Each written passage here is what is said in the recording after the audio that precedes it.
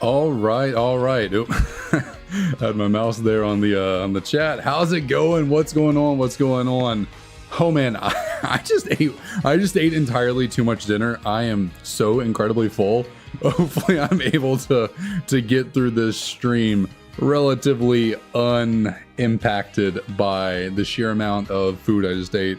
We're back, as you can clearly see, looking for the Tepig, because what else would we be doing? 5 months in, Tepig is still on the menu. We're trying to cook that bacon, and we just cannot get this pig to shine. Maybe, hopefully today is the day.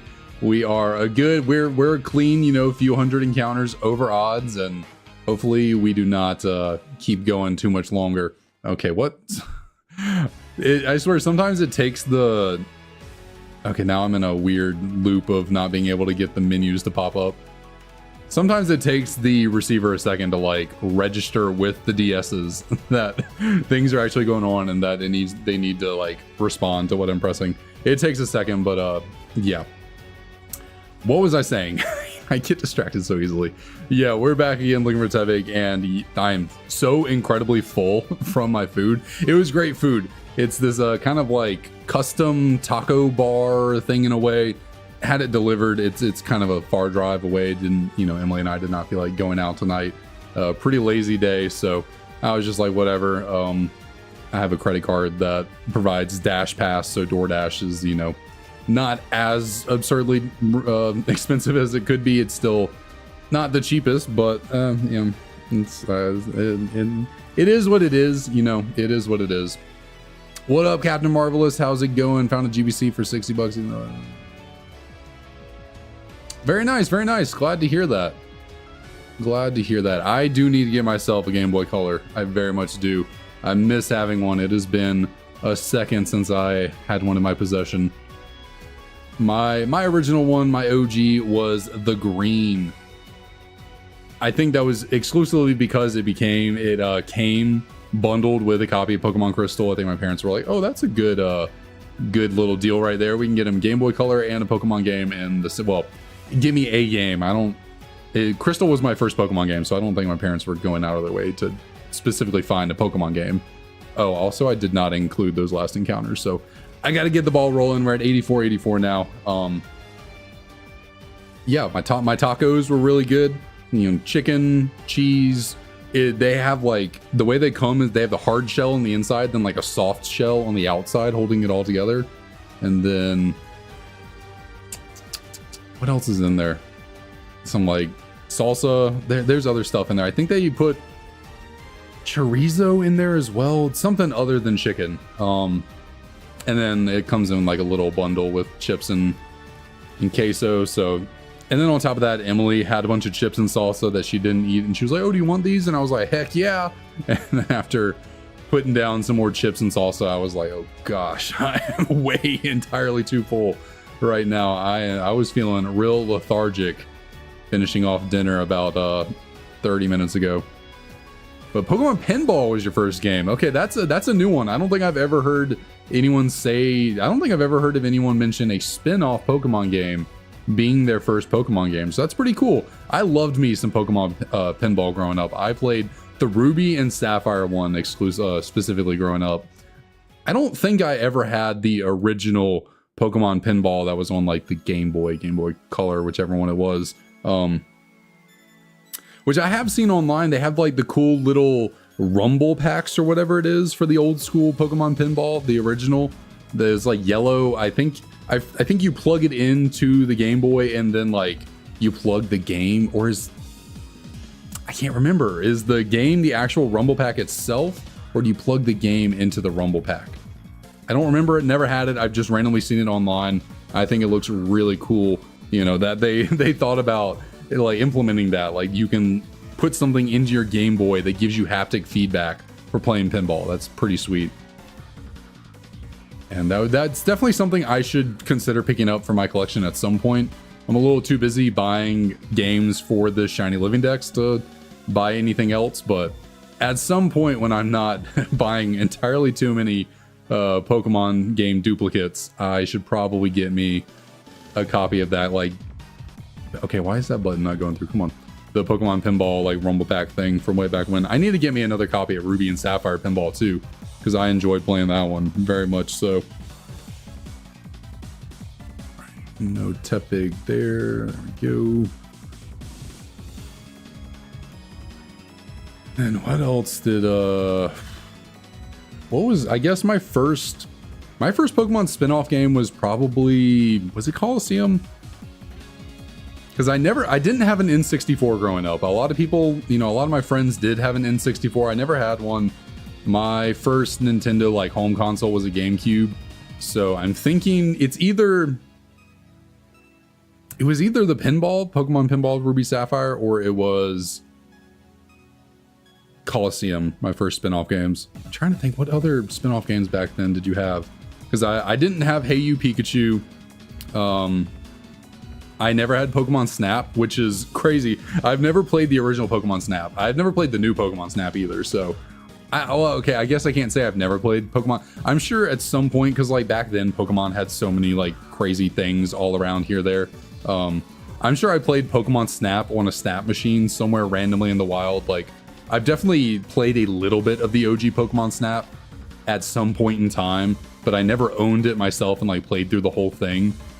And then, yeah, I've not played the new Pokemon Snap, which I totally could. I have a Switch, just haven't sat down to play through it, which I've seen screenshots of it. It is a beautiful game. I really should play it. I should probably play it with Emily. I think she would really enjoy that style of game playing through. I think that'd be really fun. And what else? What else?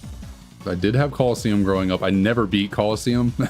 Coliseum is a difficult game, and I was playing it when I was like 8 to 10 years old. So yeah, beating a whole bunch of challenging double battles was not really something I was doing at the time. So yeah, never beat Coliseum, never had XD Gale of Darkness.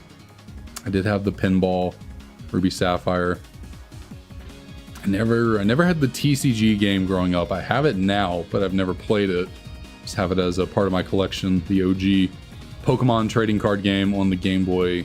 I think it was just a straight up Game Boy. You can play it on the Game Boy Color too, obviously, but actually I have that in English and Japanese, but I've never played either of them.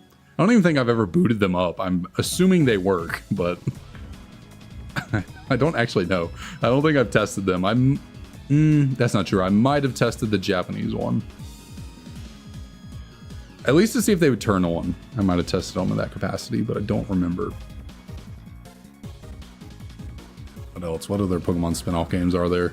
There's like Pokemon Puzzle League or something. That was a game, right? Pokemon Puzzle League? I don't know. There's like a Tetris-like Pokemon game. That's not Puzzle League.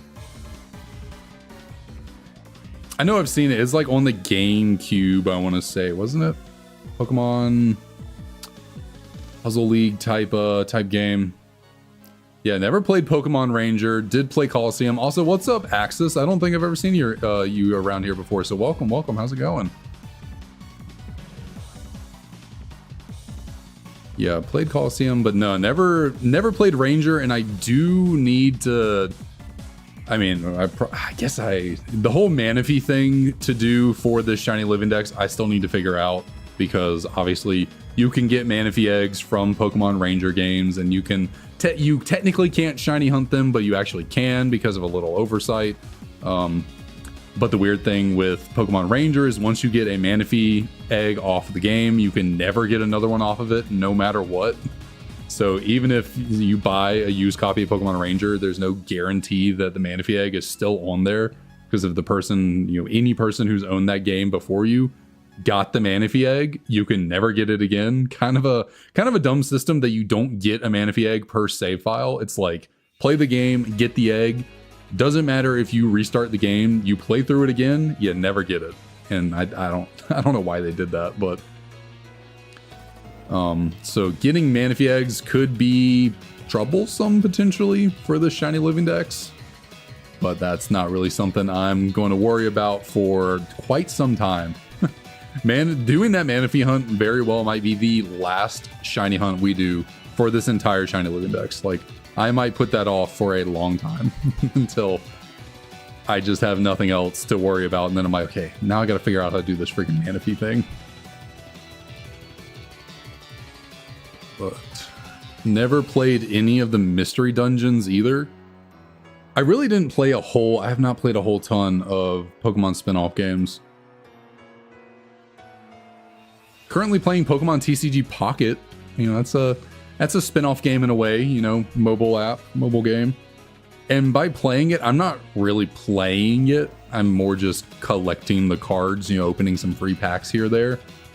I think a lot of people like do get into the actual playing of the card game, you know, the dumbed down, simplified card game that TCG Pocket has, but I'm just not a fan. Like, there's too much variance and too much luck involved. And I know it's kind of like, it's more of like, okay, just get good, build a good deck. It's not really that big of a deal, but like, it just annoys me when I'm trying to play the TCG and it's like, oh, I need this card, and then you never get that card. Or it's like, okay, let me play this Misty, and I just need at least 2 heads to get 2 water energies, and it's like, oh, immediate tails, no energy, wasted, supporter for the turn. It's just like, okay. So sometimes that the luck aspect gets to me a little bit, where I'm just like, how am I supposed to genuinely have fun when it's like, okay, well, that game didn't go according to plan because I just flipped heads or flipped tails when I needed heads. That's just how I am personally with stuff like that. It kind of applies to Pokemon battling too. It's like, you know, you miss a move. So now, again, it is a simple just get good, dude, kind of thing. So I understand that. It still annoys me when it's like, okay, I can win this battle. I just gotta hit this move, and then you miss, and it's like, well, shit. Now I lost.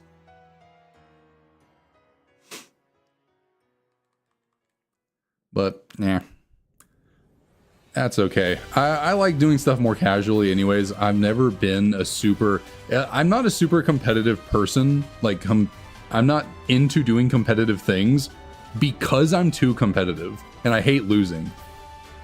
And so I just kind of like don't want to deal with the stress of it. I'm just like, I won't worry about it. I'll just chill. No point in stressing myself out and getting worked up over this thing that doesn't really matter.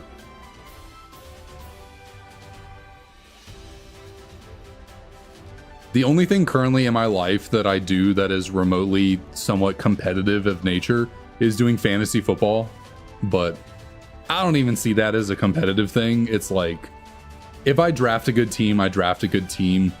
You know, if my team does well, it's all luck at the end of the day. You know, some of my friends try really hard to be really strategic with fantasy football, really, you know, do the research, you know, draft the optimal team, pick up people on waivers and do all this, that, and the other. And I'm just like, I don't care. I'll draft a team. If they do good and I win, cool. If not, it kind of sucks that I'm out $50 on the league, but oh well.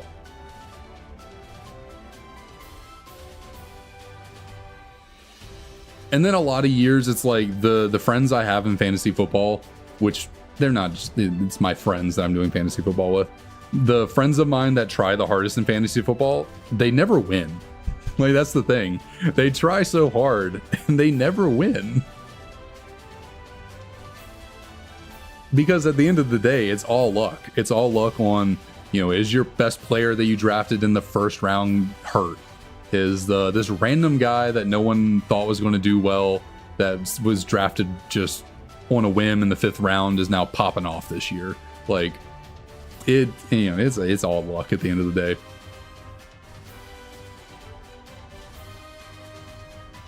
But I guess that kind of goes against what I was saying about Pokemon and not liking the luck aspect of the competitiveness. But like, I don't know. I'm so nonchalant about fantasy football. I don't even care. In my league, like, none of the leagues I'm in do any crazy kind of like last place punishment. We tried doing that way back in like high school, late high school, early college days, and it just never, like, we never really did any serious punishments. Like, I know some people have really crazy fantasy football loser punishments. Ours at worst were like, okay, we're gonna have a party and the loser can't drink and has to like serve everyone, like basically be a server. Like, it was never anything like crazy. And then after a while, we just kind of gave up on the punishments, because it's more about having fun playing and not like the fear of having to take the SAT as a 25-year-old, you know? Although some of them do seem kind of funny. Like, I don't think I would mind if I lost fantasy football and like I had to do the one where you have to sit in Waffle House for 24 hours, but for every waffle you eat, you lose an hour. Like, I honestly wouldn't mind that one. Like, I think I could down a solid like 6 waffles before I started getting like really full, and then like every hour from there I could probably eat at least one more waffle, and then I'd probably end up spending a decent amount of time in the Waffle House. But like, there's certainly worse ways you could spend like a Saturday, so I wouldn't be totally opposed to that kind of punishment. I would certainly hate the, you know, oh, I'm about to be 29 years old. It's like, I would hate the one that's, oh, I gotta go take the ACT. No, I don't want to do that. That sounds miserable. And like, the thing with me is I would actually try to take it as the, like, I just wouldn't be able to sign up to take the ACT as a loser's punishment and then not try. Because you could always do that. You could always lose your fantasy football league. You have to go take the ACT. And then you could just not try. You could just be like, oh, let's see how I do when I answer D on every question. I'd kind of want to challenge myself and be like, how much shit from school do I actually remember? Like, how good could I do on the ACT if I genuinely tried after being out of school for, what is it? I'm about to be out of school for 6 years now. Haven't been in college for 10 years. Haven't been in high school for 10 years. I graduated college about 6 years ago. In fact, I graduated college on December 14th of 2018. So coming right up on 6 years now, which is wild.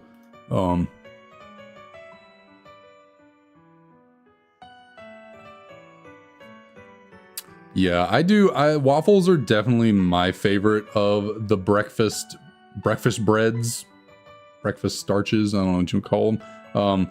French toast is good. I think French toast is the most volatile of all of them. Like, I think waffles are the most consistent. I feel like it's really hard to get a waffle wrong. And then pancakes, like, there is a way to make a pancake where it's not quite as good as normal.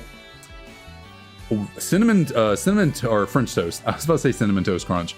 French toast, I feel like, is the one that is the easiest to mess up and be like, oh, this is not very good. It can be great, like it can be banging, or it can be pretty bad. Whereas waffles, I feel like, are always a baseline, consistently good. And then pancakes, I don't think have quite the highs of waffles, but like they can also go a little bit lower in quality than waffles.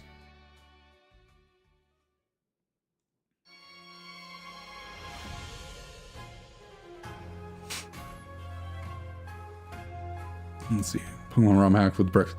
I guess it's not the same as like breakfast foods, but there is Pokemon Sweet, where all the Pokemon are remade into being food. I mean, they're mainly candies. Obviously, Pokemon Sweet is the name, but that's an old one. That is an old ROM hack. That is I have not seen or heard of anyone touching Pokemon Sweet in a hot minute. But I certainly remember watching, you know, Nuzlocke Let's Plays of Pokemon Sweet way back in the day. It's a game I always wanted to play. There were a number of ROM hacks from way back in the day that I have never played that I always wanted to, like Sweet or like Glazed, Light Platinum. What are some other ones? I've always wanted to play the Drayano hacks, but I've never actually, like, I've started some of them, but I've never finished a playthrough of like Sacred Gold, Storm Silver, Blaze Black, Volt White. What is his other one that he did? I think he did a Pokemon Red one, but I can't remember what it's called.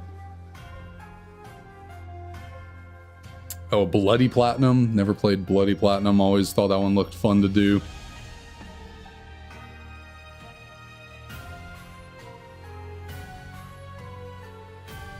Fun fact about Pokemon Bloody Platinum, back in the day, you know, 10 years ago, one of my friends was he always claimed this. I never actually looked into it. but he claimed to be the first person on YouTube to beat a Nuzlocke of Pokemon Bloody Platinum. In hindsight, I don't know if I should have just taken him at face value, but you know, we had a pretty solidly, you know, large group of friends back then who were making like Pokemon content. These are not people I knew, you know, IRL, and these are people I made through the community way back in the day when I used to make content. No one ever called him out on that, so like maybe he actually was the first person to beat a Pokemon Bloody Platinum Nuzlocke on YouTube, but I think at this point, I'm pretty sure he deleted his channel way long ago, so there's not even a way to go back and verify that.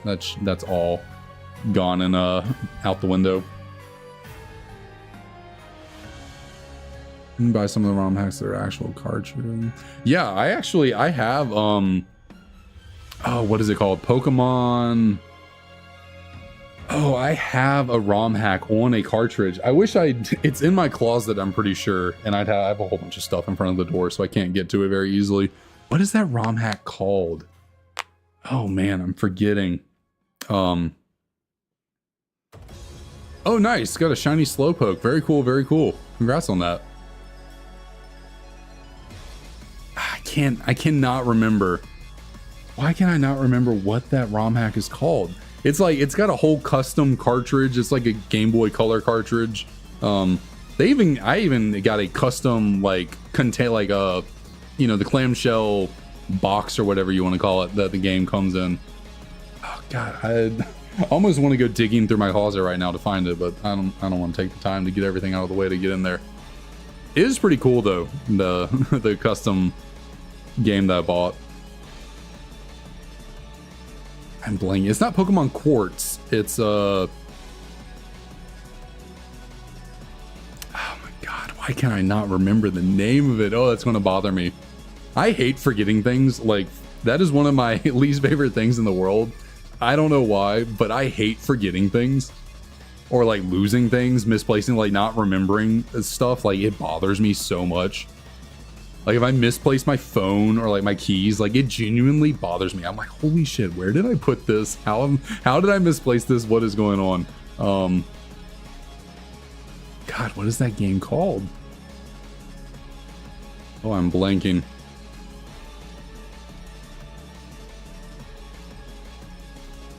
Yeah, it's not Quartz. It's yeah, I don't know. I'll have to figure it out eventually. Sucks that Digimon get us.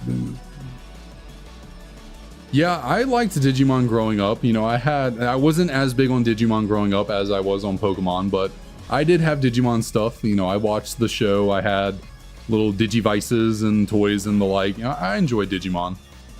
I didn't stick with it growing up at all.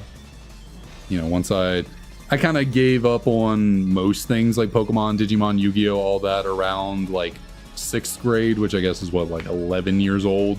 And then I didn't come back to any of that until I was probably 15, 16 when I came back to Pokemon.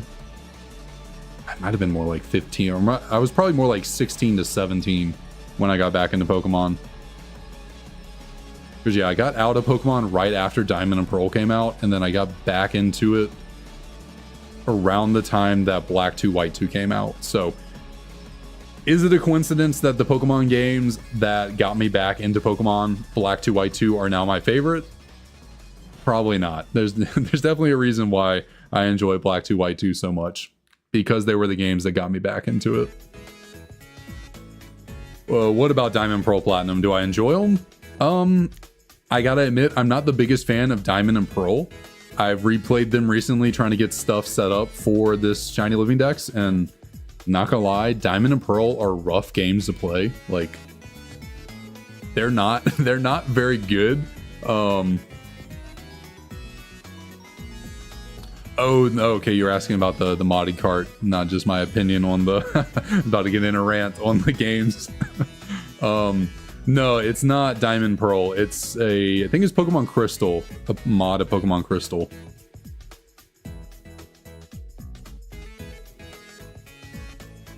Shiny hunting territory. Very nice, very nice. I tried shiny hunting for, was it Chimchar or Piplup? I think I did about a solid 50 resets looking for a Chimchar or Piplup in Brilliant Diamond. And then I was like, you know what? Never mind. I just want to play the game. So this was well over a year before I started this whole Shiny Living Dex thing. So I didn't like stream it or do anything with it. I was just casually thought about, oh, I'll try and shiny hunt. The odds are a little bit higher in these games. And then I got not that far into it and was like, you know what? I don't feel like doing this anymore. I just want to play the game. And then I think I got past the second gym leader and then stopped playing. So yeah, I didn't play through the entirety of Brilliant Diamond. Got kind of bored of it.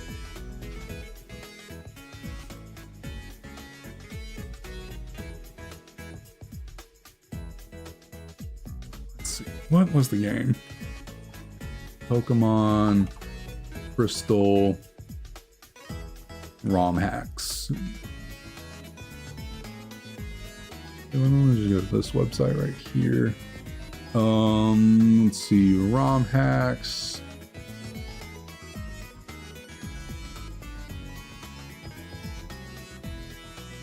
GBC. What is this game called? There it is. Okay, Pokemon Prism. That is the game that I bought the cartridge of. Pokemon Prism. I just had to go find it. Pokemon Prism is what it's called.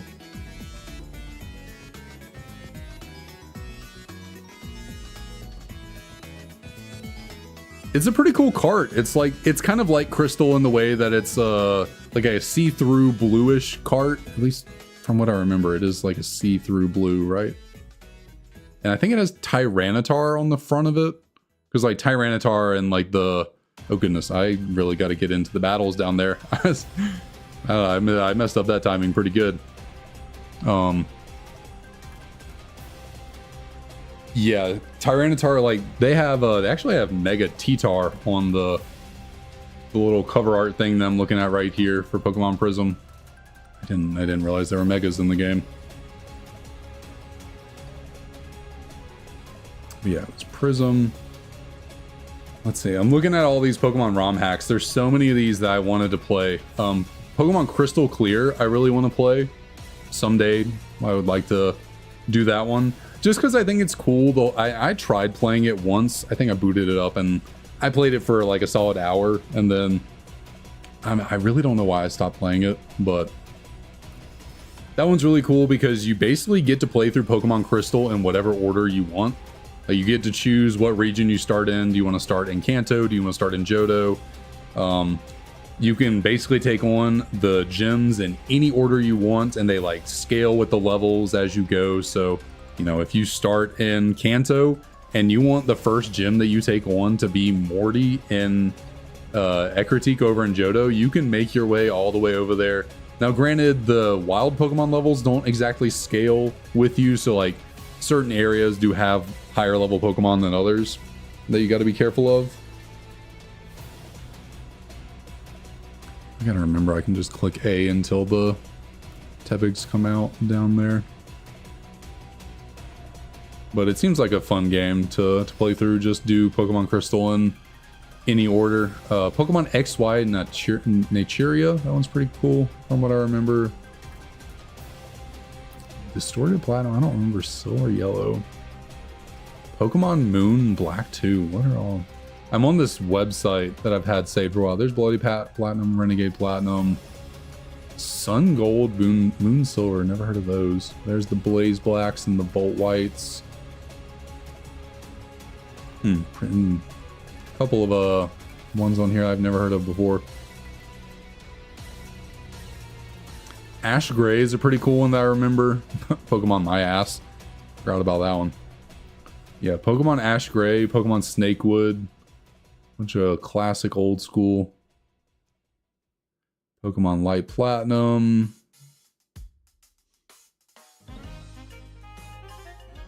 So many Dark Rising games. Dark Rising 2, Dark Rising Origins, Dark Rising Order Destroyed. Goodness, the person that made the Dark Rising games really enjoyed themselves there. Pokemon Mega Light Platinum, what the heck is that? Pokemon Theta Emerald EX. I'm just on this website. Oh, there's Sweet and Sweet Tooth, which I think that's the it's so simple, but it's such an incredible name to me. So the original one is Pokemon Sweet, and then they made a follow-up sequel called Pokemon Sweet Tooth. It's the second one, but it's the number 2 and then TH. So it's the second game, and also it's the number 2, but it's pronounced like Sweet Tooth, like when you have a sweet tooth. I don't. It's so basic, and it's really not that like crazy to like. It's not that mind blowing to be like, oh, that's really cool. But I just enjoy stuff like that. I enjoy creative plays on things. I don't know. Yeah, Pokemon Resolute. I forgot about that one. Glazed. That is a game Full again. Oh, I remember. I tried playing Pokemon Full again way back in the day. I don't remember a thing about it, but I did give it a shot.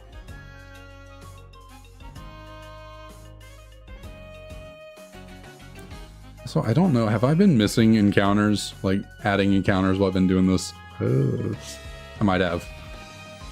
I've not been quite paying attention as I should. Okay, yeah.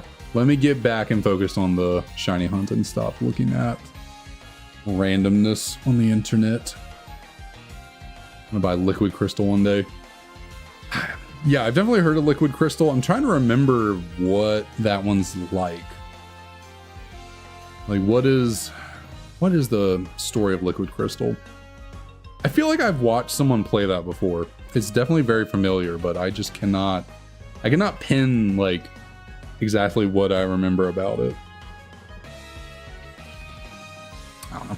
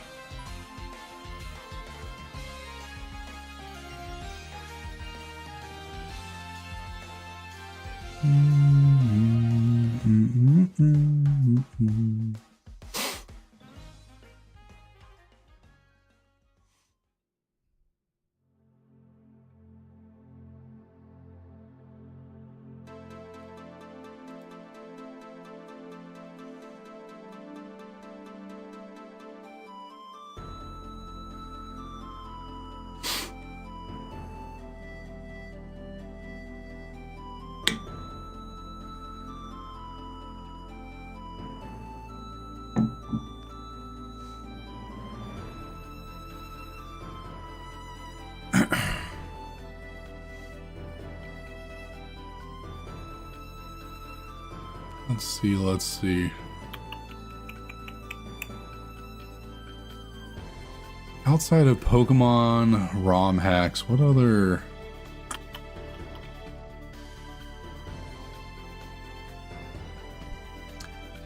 Just trying to think of... I'm trying to think of Pokemon things in general that I've been wanting to dabble in and try. You know, there's Pokemon ROM hacks that I've always wanted to play. I mean... It's not really dabbling in. I'm very, very much in the Pokemon card collecting space, but there's still so many Pokemon cards that I want. Like, good lord, I've really put my Pokemon card collecting on the back burner the last probably 6 months or so. But there's just so many Pokemon cards I want to add to my collection. I would like to have. Like, at the end of the day, Pokemon cards is still, like, my biggest passion and love in the Pokemon space. Like, I just love collecting cards. I love opening cards. Like, I love looking at them. I just like Pokemon cards. Like, it really turned into a real thing back there in 2020. How am I so behind on this other game? What is going on? Why is the one in the... Okay, what is happening here? I'm actually not behind. I'm way ahead. Why are my games so out of sync? What is happening?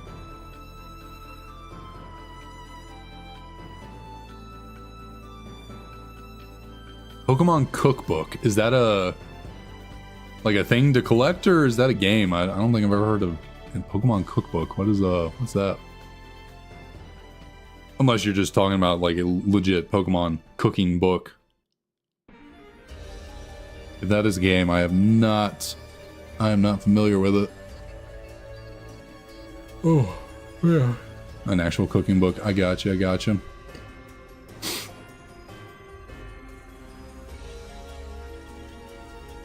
No, I do not have any other than some if I can get my hand in the correct spot. I have some Pokemon manga stuff. Actually, I can't remember. I think that was the last time we were here looking for Tepig. I brought that up, but I have some Pokemon manga back there.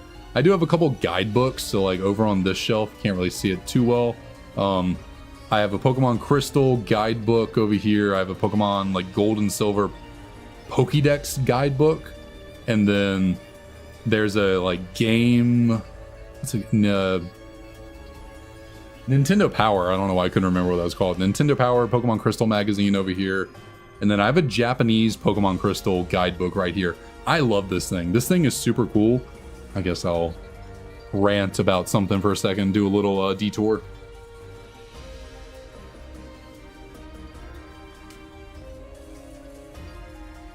Get over here. I love this thing right here. It is so cool. Let me switch over to there we go. Got myself on full screen. So there's this little like thing that goes on the bottom cover of the book. No clue what it is, but I just love the artwork. Like the old school Ken Sugimori classic artwork for Pokemon, so cool.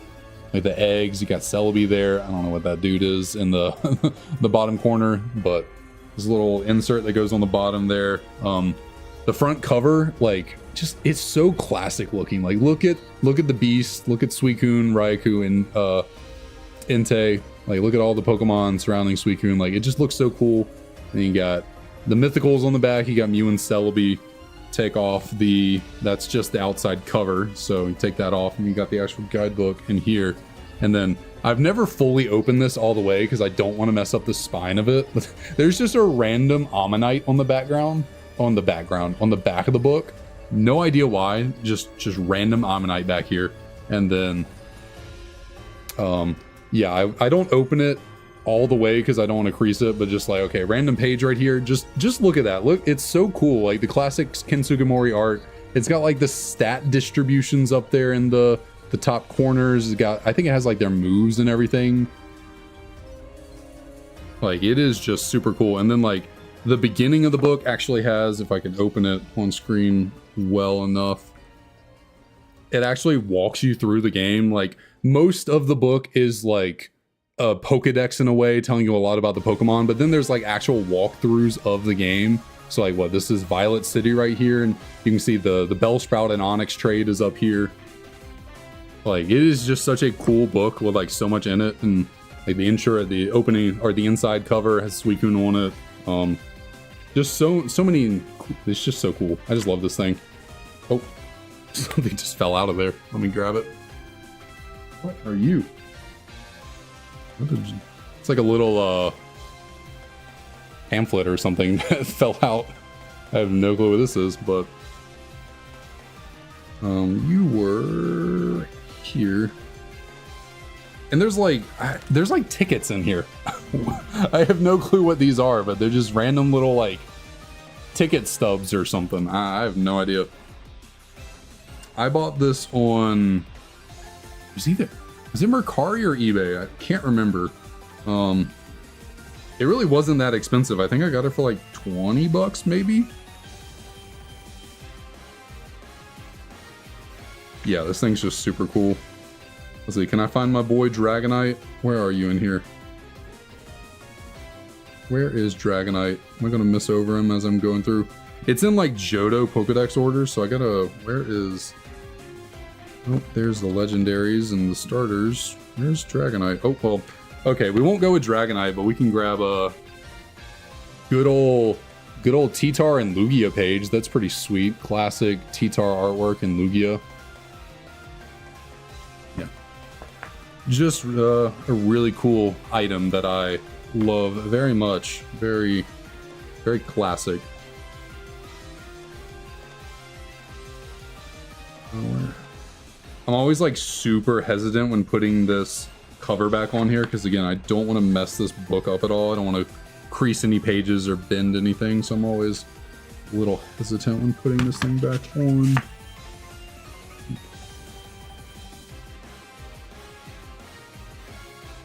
thing as well. Gotta get on here.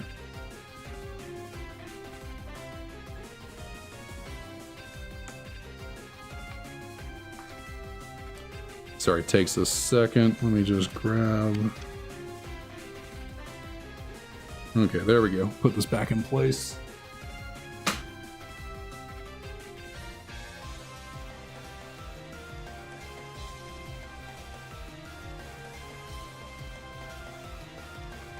I also grab. I also really like this little thing. So Mercari is legit. Yeah, I enjoy Mercari. I think so. Mercari is weird compared to eBay. A lot of times Mercari is more expensive than stuff on eBay. People try and charge a little bit more, but I also feel like you consistently find more things cheaper on Mercari than on eBay. It's kind of hit or miss. I haven't bought too much from either of them in a while, but I generally do like Mercari more than eBay, actually. But I also have this little thing. It's just a little notebook. It's like Japanese, but it has English on it. I truly don't know where this came from. I just saw it on, I think again, Mercari for like 10 bucks. And I was like, shoot, sure, I'll pick it up. Why not? Like, I have no clue what this page is about. I just know there's a random assortment of Generation 2 Pokemon with Ken Sugimori artwork on it. And it's just so cool looking. Like, it just looks so good. Just the colors really pop. And yeah, so much life to the Pokemon. Maybe, I guess it's just all the new Generation 2 Pokemon. And then there's this like random little board game thing on it.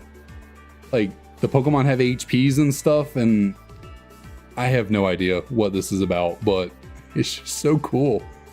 Like, look at the characters. Look at Gold and Silver down there. Like, yeah. Random little things like these are my favorite thing about Pokemon. Oh, this is another just out of the blue like board game type thing in the middle of here. No idea. What else do we got?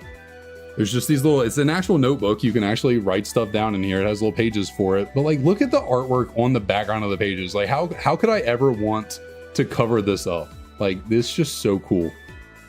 Like, there's no way I'd ever want to write in here. And then this adorable artwork here in the background on the very last page of it.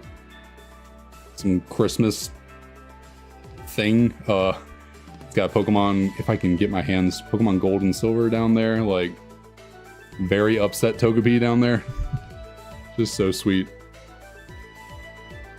And then, yeah, the back is really cool. Got all the Johto gym leaders on it, the Johto region, and then the focus. And Gold there on the background. Yeah, that's pretty sweet.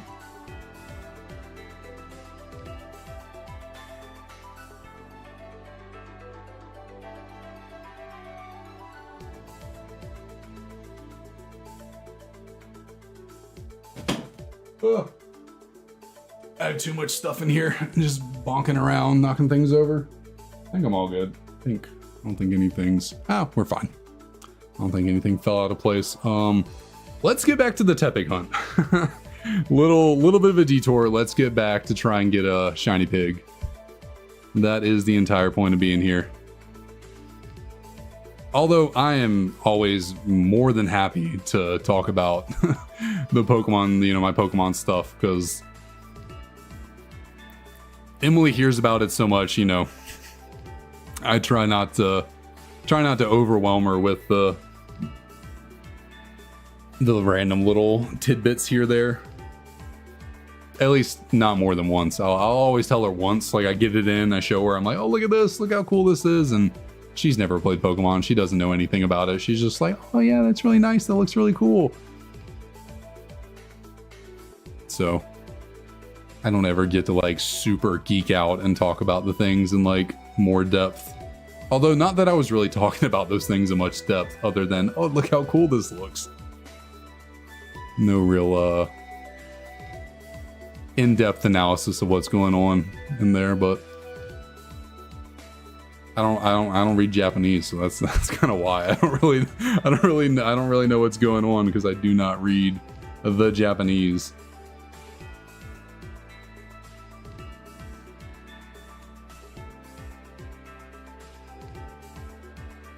And then I completely forgot I had these things when I was getting those out of the way and grabbing them. I forgot I have I have Pokemon Black and White Nintendo Power. I think I might have Pokemon Black 2 Nintendo Power. And then I have this random other Pokemon Black 2, White 2 book thing. I don't remember what it is. Yeah, she is very supportive. 100%. She is all aboard supporting my addiction to Pokemon stuff. She's all aboard. Also, what up, DK? What up? How's it going?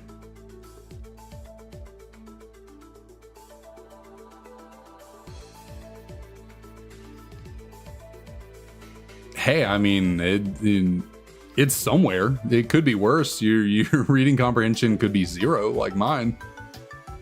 At least you can read to the slightest extent. You know, better than nothing.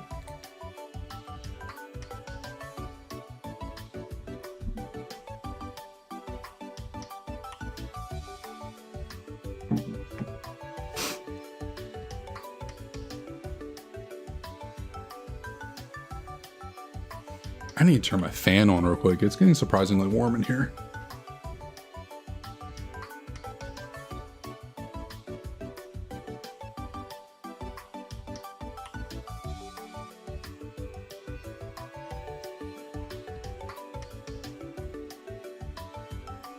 You have to be up in what do you got to be up in 2 hours for? You gotta be up at what? That's 11 p.m. You have something going on? Did I ever grab the... No, I did not.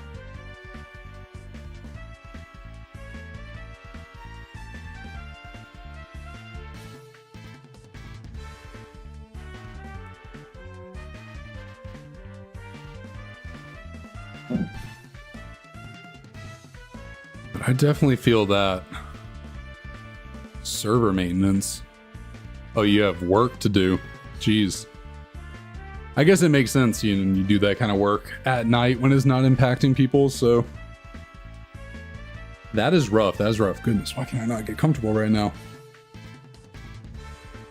There we go. Try and get into position as best as I can.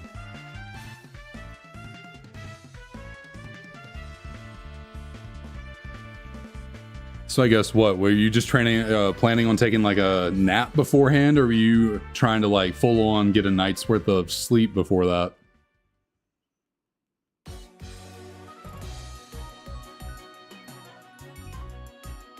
I probably also wouldn't be able to fall asleep. I'd be too much thinking about what I have to do, and like that'd be consuming my mind, and I'd be like, oh, I can't fall asleep. I don't want to be like, can't be groggy or waking up. Get work done. That's fair. That is fair.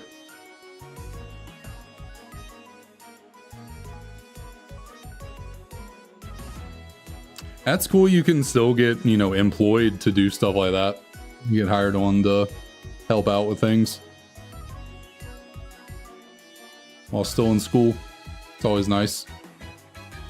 It's always honestly better to get practical experience than just school. Like, like to be completely honest, like college is, you know, schooling is great. It does a lot for you.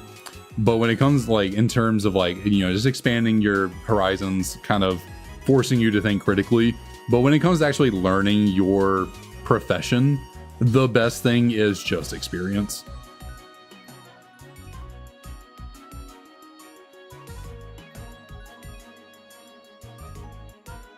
An hour of sleep for an entire day. Jeez. Could not be me. Could not be me. If I get less than 6 hours, I'm pretty useless. I'm pretty dead to the world without at least 6 hours of sleep. Really, I would want 7 at the minimum, but sometimes 6 just has to do. And by 6 has to do, I mean, 6 is what I give myself sometimes. I could definitely go to sleep earlier than that a lot of the time, but I end up staying awake.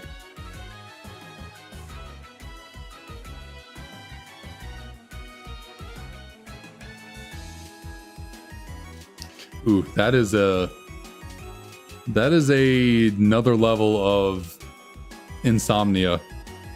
Not being able to sleep. I go through phases like that where I truly cannot sleep for long, like for much time. Although as I'm getting older, I think my body is certainly realizing it needs more rest and I need to sleep more. So I'm getting better about sleeping. At least getting better about sleeping for long periods of time. Not great about falling asleep at a good hour, but I'm at least better about sleeping like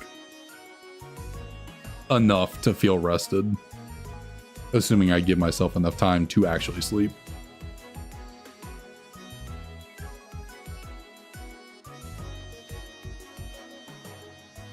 Yeah, I have no idea. This hunt is gonna be a doozy. This hunt is certainly gonna be a doozy.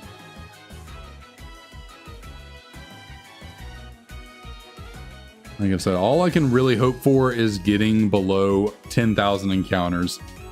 Like at this point, that is all I need is just don't go over 10k. I don't want to go into 5 digits. I'm cool with keeping it at 4. I don't want to surpass 10. That sounds like way too much. Just way too much.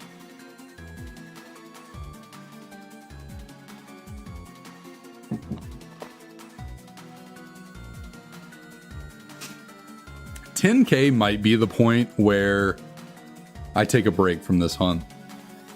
I had dabbled with the idea of like, okay, I get to odds, get to 8,192, and then maybe take a break and, you know, expand into different, you know, newer hunts. But I decided well, we'll push on past that. But I don't know. If I get to 10k and we haven't gotten the Tepig yet, I might consider putting this on hiatus for a little bit to start up a new hunt. Just to see if we can go find something else, maybe a little quicker.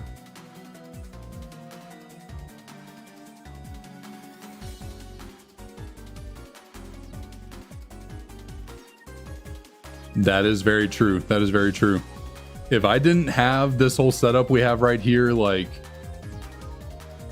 yeah, I'd be about 450 encounters behind this pace. Like if I was just doing what I was doing, you know, for being the bulk of this hunt, the 2 DSs where I actually had to manually use both of them. Yeah, we'd probably be at a little over 8,200 encounters right now from that last stream going into this one. So certainly making a lot more progress now that I have expanded into a more professional setup. Hopefully the professional setup means more professional handling of business when it comes to finding shinies.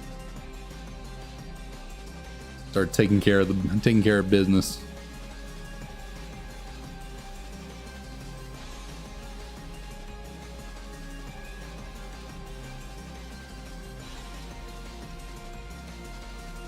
I really do gotta it's not like a serious thing, but sometimes I go on, I've been using Blue Sky a lot, and I follow a lot of people on there. I follow a lot of shiny hunters on there, and I swear every day I'm seeing someone like, oh, I got this Pokemon. I think today I saw someone say they got a shiny Totodile in Pokemon Crystal at like 2,000 something encounters.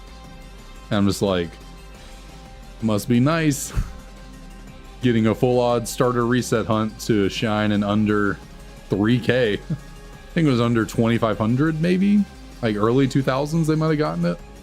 I was just like, wow, could not be me. Even my Pokemon Heart Gold Soul Silver hunt went over 4k, which is still very good. I shouldn't complain about that. Like that Heart Gold Soul Silver hunt was very fast, and we were at half odds, so like, you really can't complain about that too much. But we haven't been doing the most full odds hunting. You know, we've only done a few of these hunts, but we have not found any ridiculously early shinies yet.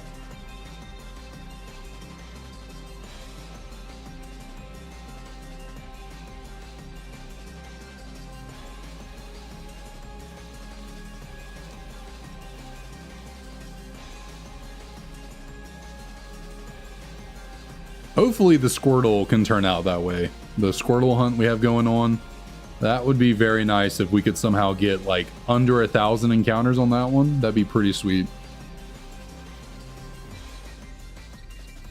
Offset the fact that we've gone over odds on this hunt. Give us a really low odds hunt for that one. Or low encounters, I should say. Not low odds. The odds are the same, but the number of encounters.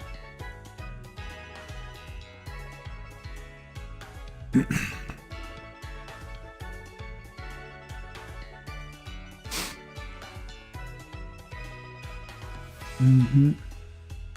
Mm-hmm.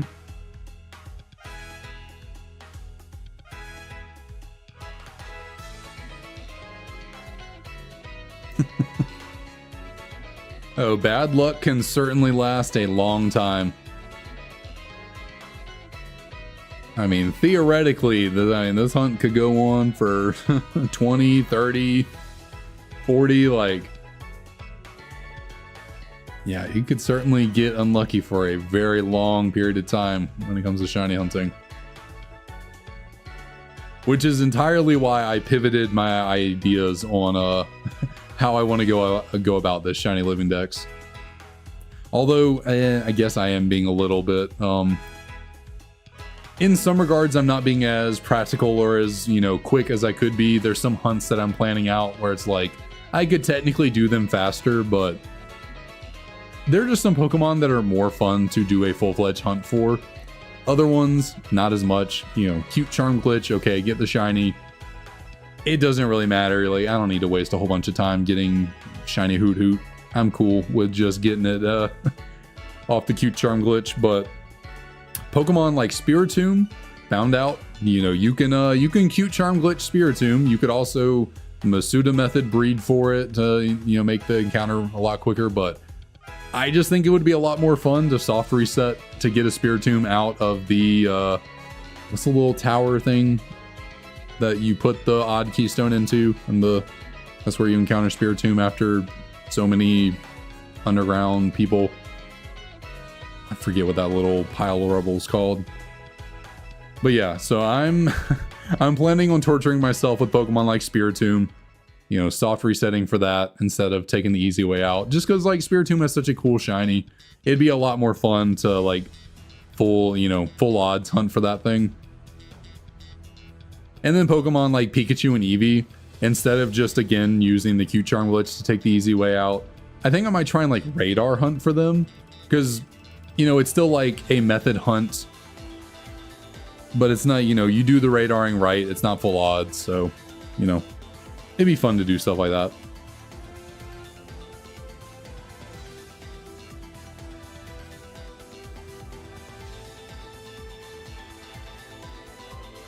That would be nice. That would be nice. That'd be a fun clip. That'd be a fun little clip.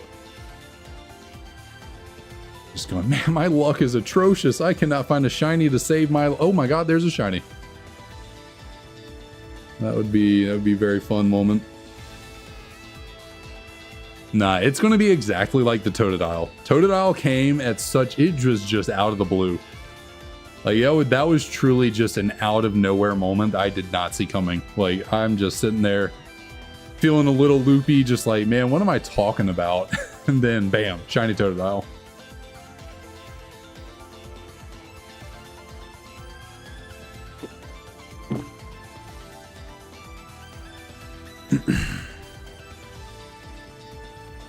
Let's see. That.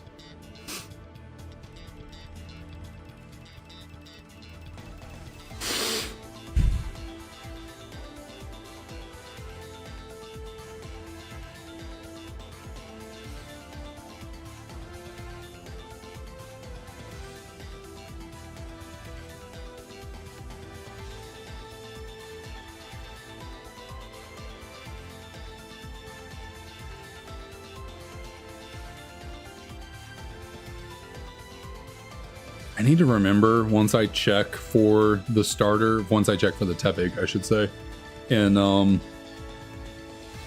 Pokemon Black and White 2, once I check the party menu for Tepig, I need to keep clicking the A button so that Black and White go through the oh, excuse me, just burped. So black and white keep going through the progression of getting into the battle, is what I'm trying to say.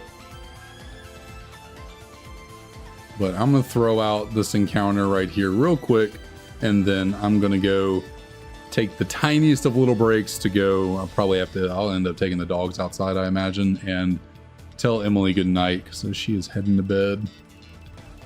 Let us check these Tepigs out real quick, and then I will go take the tiniest of little breaks.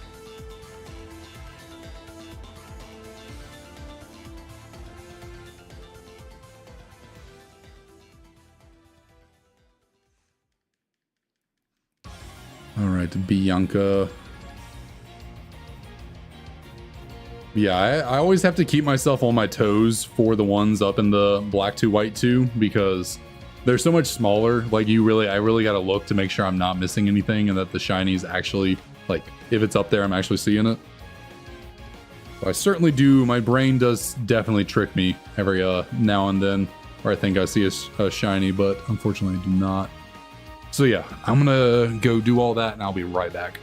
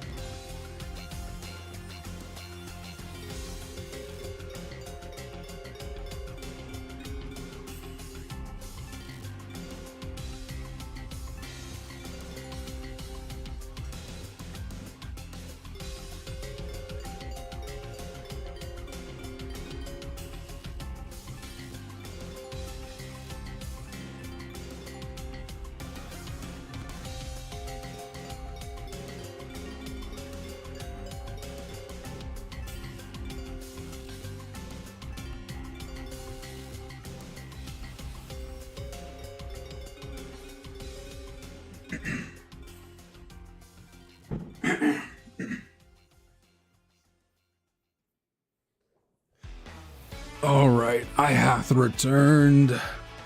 I am back. I am back. Where were we? Man, the opening credits of Black and White is just beautiful. Like it's just so nice looking. Like these games are just so good. Between the story and just the aesthetics, like it's just Gen 5 is truly peak. It is truly peak. All right.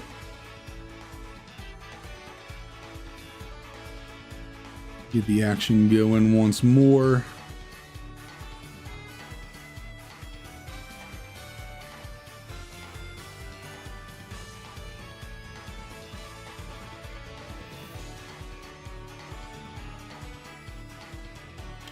I'm really excited for Friday night. I'm really amped to get this new shiny hunt underway. This shiny race, the Arceus, Giratina, Dialga, Palkia. Like I'm looking forward to it. I think it's gonna be a real good time on Friday. I got everything officially, finalized and set up today for that. I had Dialga in Diamond ready to go. I have Giratina in my Japanese Platinum ready to go. And then today I finalized, so I had Pearl in position, like on top of Mount Coronet to get into the Palkia encounter, but in Diamond and Pearl, probably in Platinum, I guess, really in 2 if you're in the Distortion world, but in Diamond and Pearl, when you go up and start doing all the Team Galactic stuff, fight Mars and Jupiter, and then take on Cyrus. Oh, interesting. Oh, where was I going with that?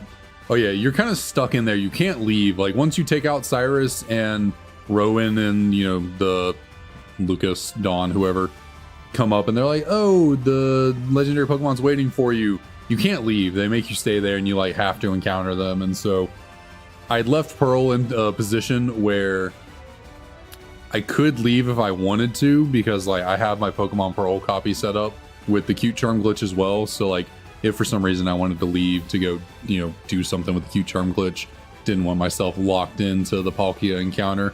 But since we were doing this, we got this underway on Friday. I've got, Palkia now set up completely, and I got the Azure Flute today for my English copy of Platinum, and I am now in position for us to hunt Arceus as well. So that was pretty cool. It has been a second since I finagled my way into an Azure Flute and Arceus encounter, so it was pretty sweet going up to the top of Mount Coronet and triggering the event and activating the Hall of Origin. It'll be pretty fun doing that hunt for sure. Doing all 4 at the same time.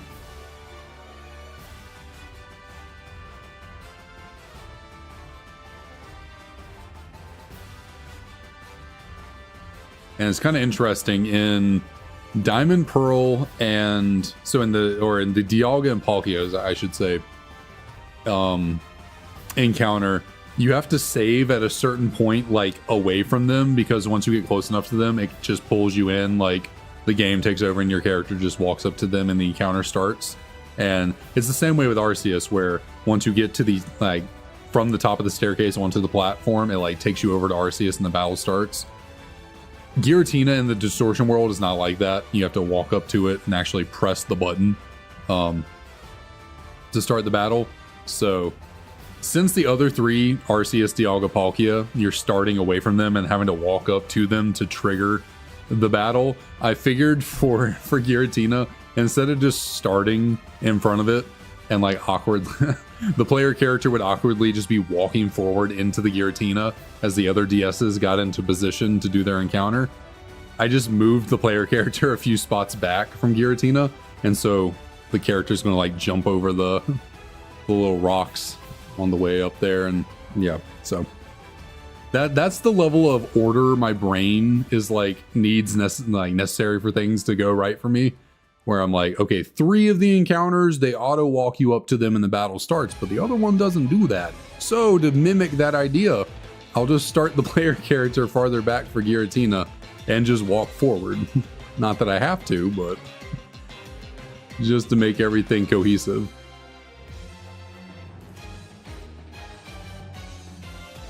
Oh, actually, I think I need to sit up for a second.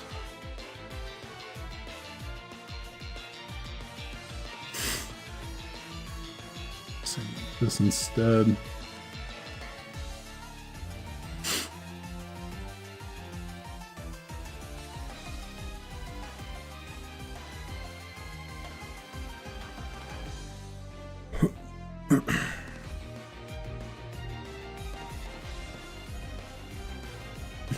No worries, DK, no worries. If you need to get some sleep before you gotta get to work, I 100% understand that. That is 100%, yeah. Running, I would not be able to work running on an hour's sleep. That would definitely not work well for me, so. No worries whatsoever.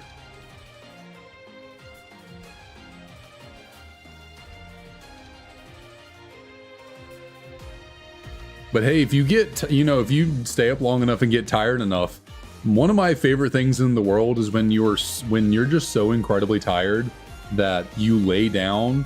It doesn't matter what position you hit the bed in, like nothing. Normally, at least for me, I need to be kind of like positioned in a certain way, and I really need to I gotta find that position. It takes me a few minutes to get there. But when you're so tired that none of that even matters, it's just the second you lay down, doesn't matter what position you're in, doesn't matter what you're wearing, where the covers you have on, pillows, all that matters is that you're in bed and you fall asleep immediately. That's got to be one of the top 5 feelings ever, where you're just that tired that laying down, instant sleep, does not matter the circumstances, just gone. It's not something I achieve super often, and when I do, it generally means I'm not getting enough sleep and I'm going to be really tired the next day. But that moment of crawling into bed, ooh, that's a satisfying feeling of just being like, oh yeah, I'm gone. I am out of here.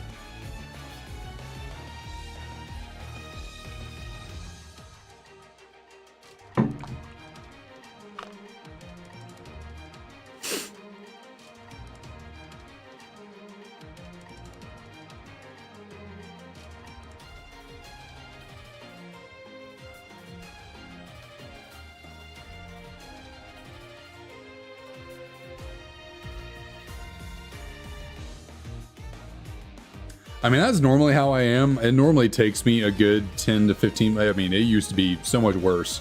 Growing up, I swear I had to toss and turn for an hour, hour and a half, sometimes 2 hours before I could fall asleep. But nowadays it's 15, maybe 20 minutes of tossing and turning, kind of moving around, getting in position.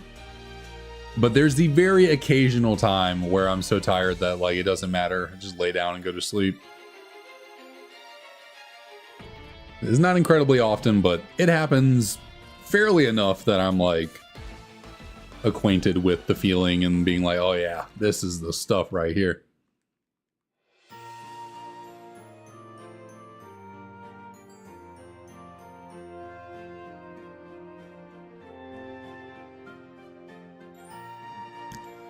One second for me.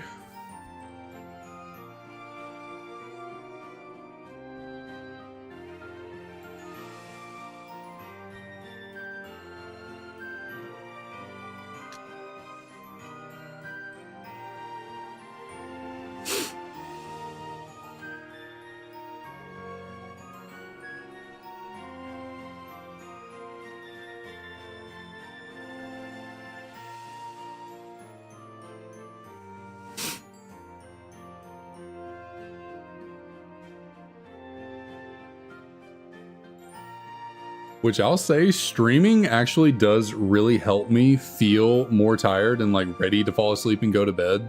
Just because surprisingly, even though, I'm sitting here and not seemingly doing a whole lot, talking for 2.5, 3 hours on end, it actually does kind of take it out of you. Like it's kind of tiring to just talk for 3 hours.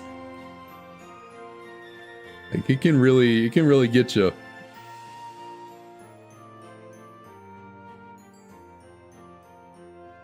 Now, if I was streaming something that like took more brain power to actually do, not just spam some buttons and reset, it'd probably make me even more tired. But you know, I'm not doing a whole lot of tedious gameplay around these parts.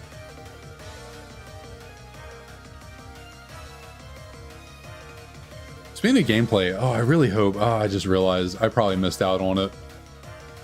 Yeah, I definitely did miss out on it. I think Steam was having a sale, so I've been wanting to buy this Kingdom Hearts bundle on Steam that has like Kingdom Hearts 1.5 and 2.5 mixed together. And they had it on sale. It's not the world's most expensive thing to begin with, but it was on sale for like $12 off or something on Steam for Black Friday, Cyber Monday. That's probably done though. I probably missed out on that. I meant to buy that. I just didn't do it. Shoot. But yeah, I've been meaning to buy that so I could play it in my free time, because part of me does want to get back to more leisurely playing video games, because it's not really something I've done much in 5 years. It's been a minute since I've actually taken the time to kick back and relax and just enjoy playing a game for fun. I guess I do occasionally do that with Pokemon, but sometimes it would be kind of nice to dabble in getting accustomed with, or what word am I looking? I don't know what I'm looking for here. It would be nice to play other games. Kind of get back into that.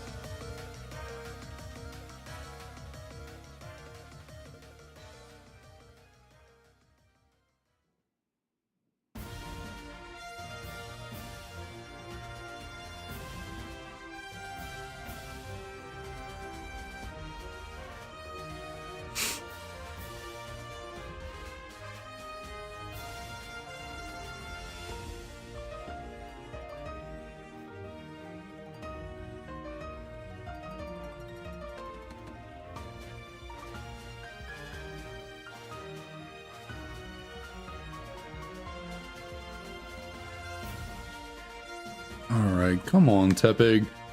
What is going on here? Why are we taking so damn long on this hunt? It's just getting absurd.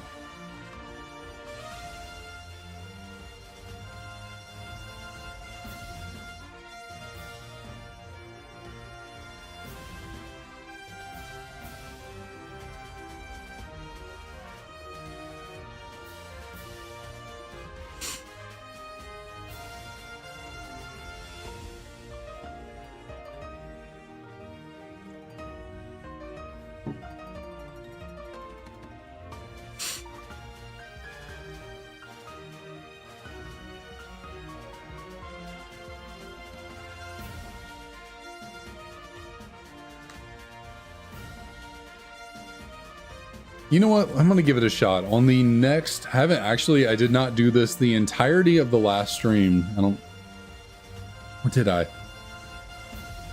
I don't remember. I don't think I did. I'm going to try doing an Oshawott encounter next time around. See what happens there. Just randomly go with 4 Oshawott next time instead of Tepig. I like to throw that out occasionally, so we'll give that a shot.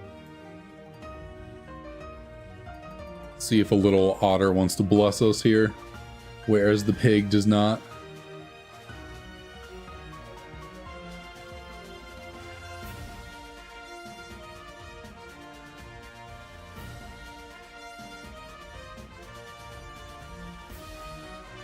Gotta make sure to remember it though. So we gotta get into position. We gotta get all these up and running. So get y'all situated and go over there to the right. And then bam, random little Oshawott thrown in here just to see what we can do.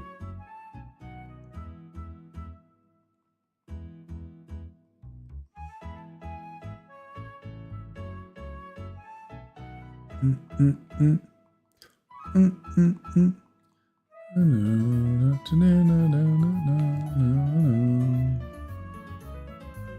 right, anything up there on the top? Nope. How about down here in the black and white space? Do we got any shiny, I don't know.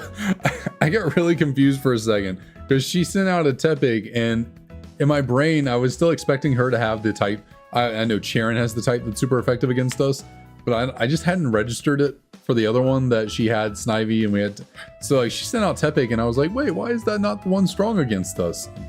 Completely forgot Charon exists, and that's his role. So yeah, threw myself off there. I was like, what is going on?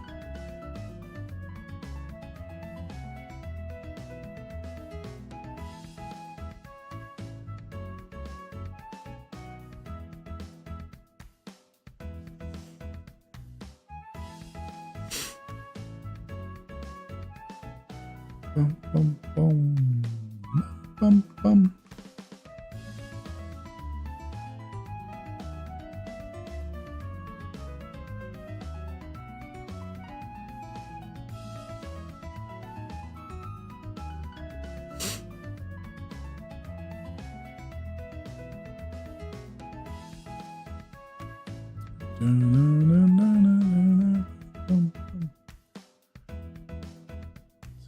Hour and a half. Yeah, there's always more time. Let's see, what am I thinking here? Might make it, I think we could make it all the way. Ugh. I think if I really push it, I might be able to make it all the way to 8,800 encounters tonight. Let's see how long I can go for. We should be able to do that.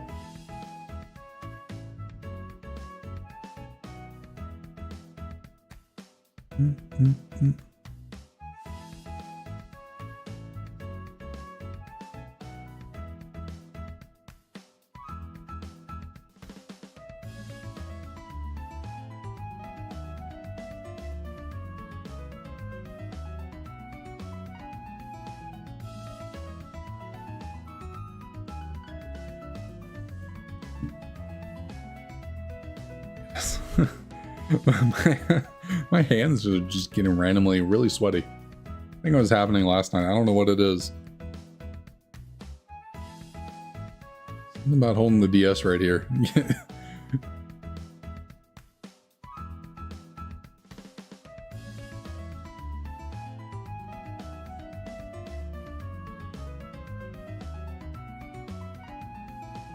Oh, goodness me, goodness me. Tepig is just not our friend. Tepig is not our friend. I really do think that, yeah, well, I don't know. Can't find my words here. I very much think I might put this hunt on hold once we get to, if we, heaven forbid, get to 10,000 encounters. I think I might just put this hunt on hold and try out, you know, some new ones. Spice things up, get some fresh blood into the mix. Hopefully, we don't have to deal with that and we can just get something under 10k, but it might be nice after 10,000 encounters of no Tepig to... Okay, what are we doing? Dabble in something else.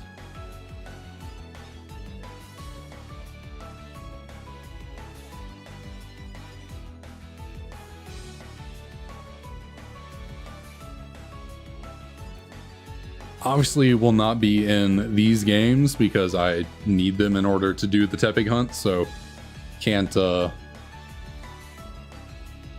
progress these games any farther than where they are. So it'll have to be something in either, like, obviously I do have the Squirtle hunt that we started up yesterday, so that can always take over as the main hunt. And then I do want to get Mudkip going. I guess while we have the Diamond, Pearl, Platinum stuff going on with the legendary gods, can't really do anything in those games.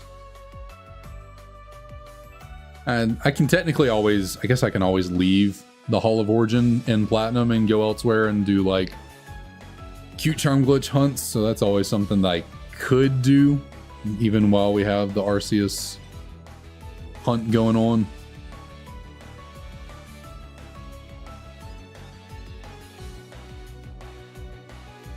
I really want to do a Rotom hunt. Like, I want to try and shiny hunt for Rotom. I think that'd be pretty cool, but unfortunately can't do that because of being in Gen 4 for the Dialga and Palkia. You kind of stuck there. Plus, you have to beat the game in Diamond and Pearl to get Rotom. Unlike in Platinum, where you just gotta get into the old chateau. That's what it's called, right? Yeah, Old Chateau. I forget. Is it just at nighttime or is it on a certain day? I think it's just at nighttime where you can encounter the Rotom.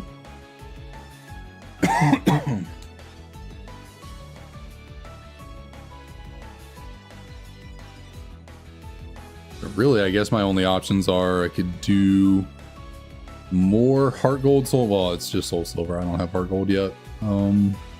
Do a hunt in those games. Could do a hunt in Fire Red, Leaf Green, maybe Sapphire Emerald. So I got options. I certainly got options if we decide to move on from the Tepig. I just got to figure out what those options are to actually exercise.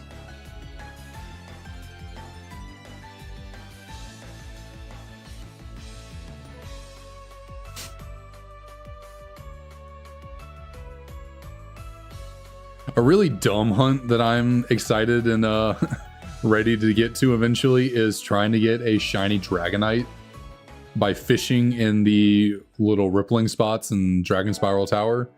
It's a completely inefficient and honestly pointless shiny hunt because I can get shiny Dratinis in... I think I can get them in Platinum, if not Heart Gold, Soul Silver with the Cute Charm glitch, and you know, easy peasy, don't have to worry about a full-fledged hunt, can just get them off the board real quick. But my favorite Pokemon, I gotta do something a little more special to get my favorite Pokemon as a shiny. So yeah, I want to torture myself by trying to get a shiny Dragonite in a rippling spot by Dragon Spiral Tower, which is, you know, it's just a 1% encounter that you're also trying to get as a shiny. So no way that no way that doesn't take forever, right?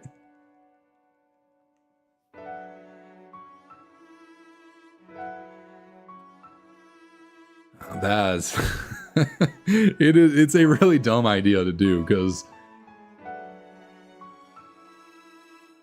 yeah, that is a really dumb idea to do, because that could take a really freaking long time.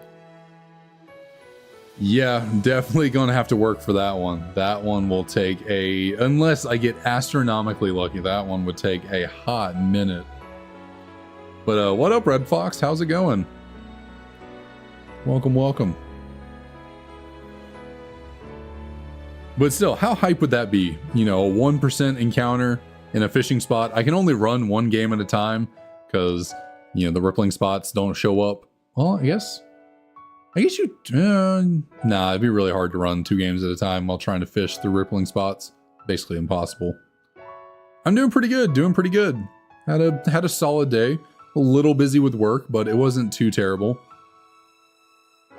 You know, tomorrow's Thursday, which is my Friday. I'm luckily able to work 4 days a week, so it's always nice going into the last day of the work week, you know, knowing that the weekend's coming up, so it's always good. And I'm just here chilling. Hoping ever so desperately that this Tepig will shine for us eventually, because we are making our way into this hunt.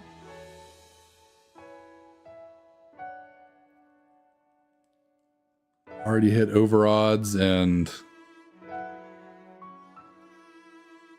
unless Tepig wants to bless me, which has not been the case so far. Oh, I get this sinking feeling we're going into the 10,000s for this hunt.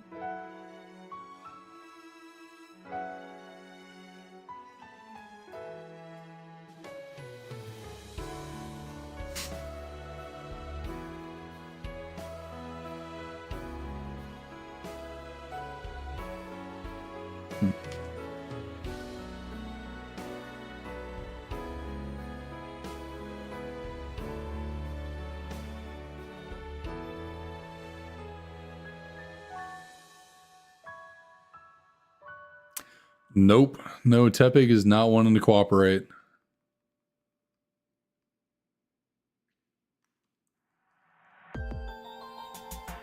I don't know what more I need. I mean, I guess I do know. I've been saying for the longest time I need to buy a Tepig sitting cutie and like figure out a way to put it on my shoulder or something, you know, really bring the luck into the stream with more more tokens of good luck. Because I mean, I guess it wasn't enough for me to buy this shiny Embor Pokemon card.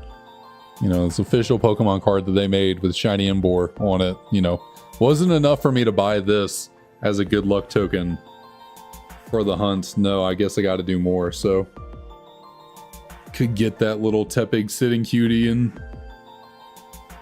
have Tepig hang out with me every stream on my shoulder. Is anything up there? Nope. Yeah, the shiny card, the shiny secret rares from the black and white era are really freaking cool. They are really cool, and most of them are pretty underrated. Like, they're not the most expensive cards in the world, despite being pretty rare. Like, pulling them from the black and white era is no easy feat. Like, I think they're the rarest, the rarest tier of cards in the sets, and you can get a lot of them for around 50 bucks, which is not bad for, you know, sets that are 15, you know, getting close to 15 years old. Now, of course, there's like a Charizard and a Blastoise shiny from one of the sets that are like pretty expensive. And then there's a shiny Gardevoir that's a good bit. And I think there's a shiny Garchomp card too, and Empoleon. They're not chump change, you know, they are more expensive, but there's a lot of them that are. There's like shiny Garbodor, there's shiny Sigilif. That Embor card I think I got for $40. Like, it wasn't all that much. I think the superior I should say, not superior, tiny bit more. I think it's like a $60-$70 card. Unfortunately, they didn't make a Samurott one. They made a shiny Embor, they made a shiny Superior, no shiny Samurott card. Kind of interesting. What other shiny? There's some I'm not thinking. There is a shiny Terrakion. Did they do Virizion? Definitely know they did Terrakion. I can't remember if they did a Virizion or Cobalion.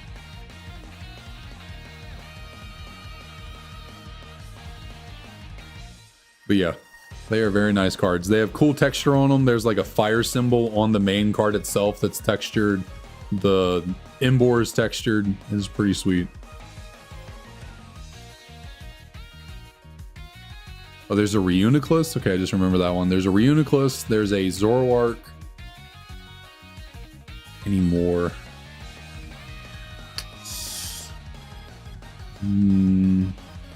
Nothing else is popping in my head at the moment. There's definitely a few more. Cannot remember them though.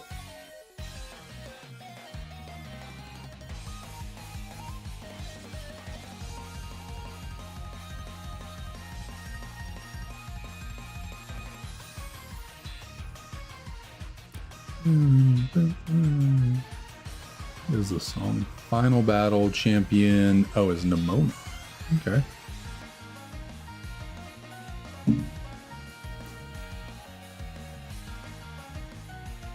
Never taken on Nimona. What was that? Never taken on Nimona before. Never played Scarlet and Violet, so. At this point, I've probably heard Nimona's theme enough times through doing these streams. You would think I'd probably know it by now, but could not pick it out.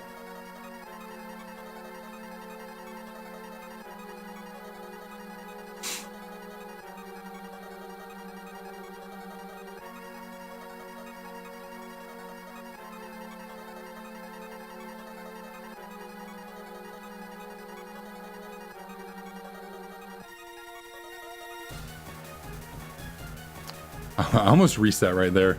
I looked at the top two, it was like, okay, we're good. I almost completely clicked a reset button.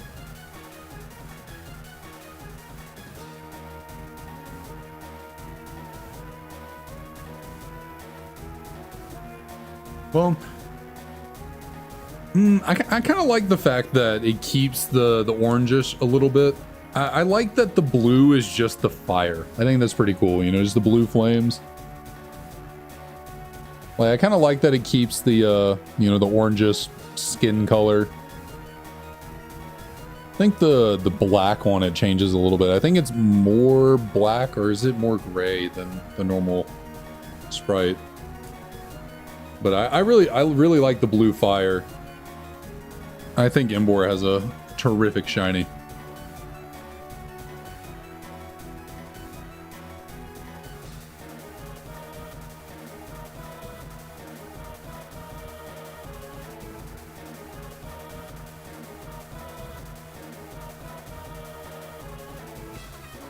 Probably, I would say I think its shiny sprite in these games looks better than like its shiny model does nowadays in the 3D games.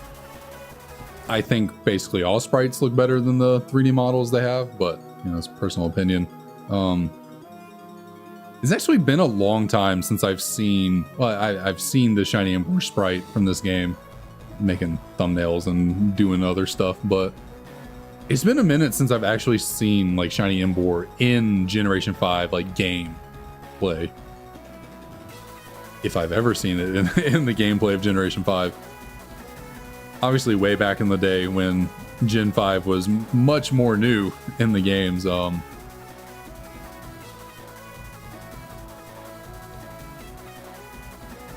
people were playing Gen 5 a lot more back then. It is just wild to think that when I got back into Pokemon and started watching Pokemon YouTube, that Black 2 and White 2 were the newest games.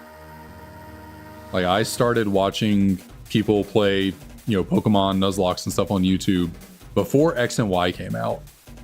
Like, and now we're about to hit Generation 10, and Black 2, White 2 are part of Generation 5. That's just wild. Yeah, the 3D models do make things a bit underwhelming. And then in some cases just completely ruin the Pokemon. Some of the 3D sprites are just straight up. I'll never understand why Electros was done the way it was with like its 3D sprite. Because in the, you know, in the original games, it's like, it looks like it's standing, but obviously you can tell it's like floating around. But then they just turned 3D model Electros into just a wiggly noodle in the air, and it just looks really awkward. Like, it does not look nearly as cool as it does in Gen 5. Yeah, and Shiny Gengar is definitely worse in 3D. Shiny Gengar is truly not that bad in the older games. It's not the greatest shiny in the world, but it's much more noticeable than the 3D model shiny versus non-shiny. Yeah, and then Typhlosion was, which I think they fixed Typhlosion since, right? I think they changed Typhlosion their 3D model to be, you know, constantly have the fire out. Or am I mistaken? I know, well, does Hisuian Typhlosion always have its fire out, or does it only... I'm trying to remember what their models look like in like battle when I've seen them. I feel like they have their fire out constantly now. But I am blanking. I'm not positive if I'm remembering that correctly.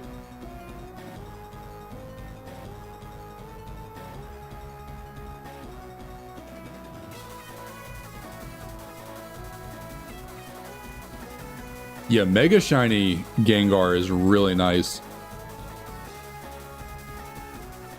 They certainly realized when making Mega Gengar, they were like, regular Gengar Shiny isn't that great, but we can't really change it at this point, so I guess give Mega Gengar a cooler shiny?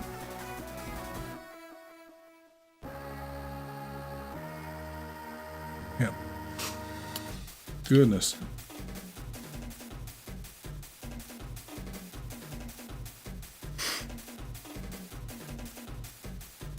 I think my food coma is finally setting in. You know, you eat a bunch of food and you start feeling the tireds, you know, the sleepies. It's setting in a little bit later. You know, I finished eating over 2 hours ago, but man, just got this random like tiredness in my eyes. Had to rub it away. Trying to wake myself up, man.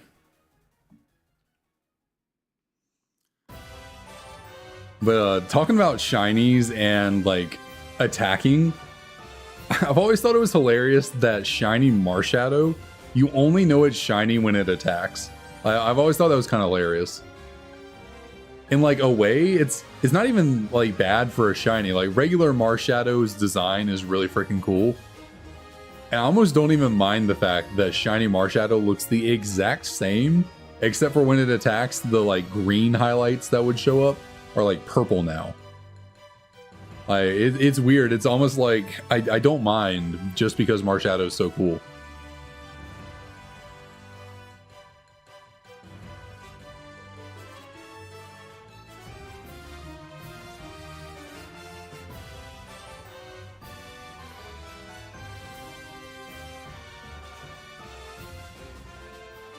A shiny that I'll never forgive though is Goldango. Goldango has got to be to me the coolest Pokemon that came out in Generation 9. Probably is my favorite Generation 9 Pokemon. I think Goldango is really cool. And its shiny is so disappointing. It might be the worst shiny in all of Pokemon.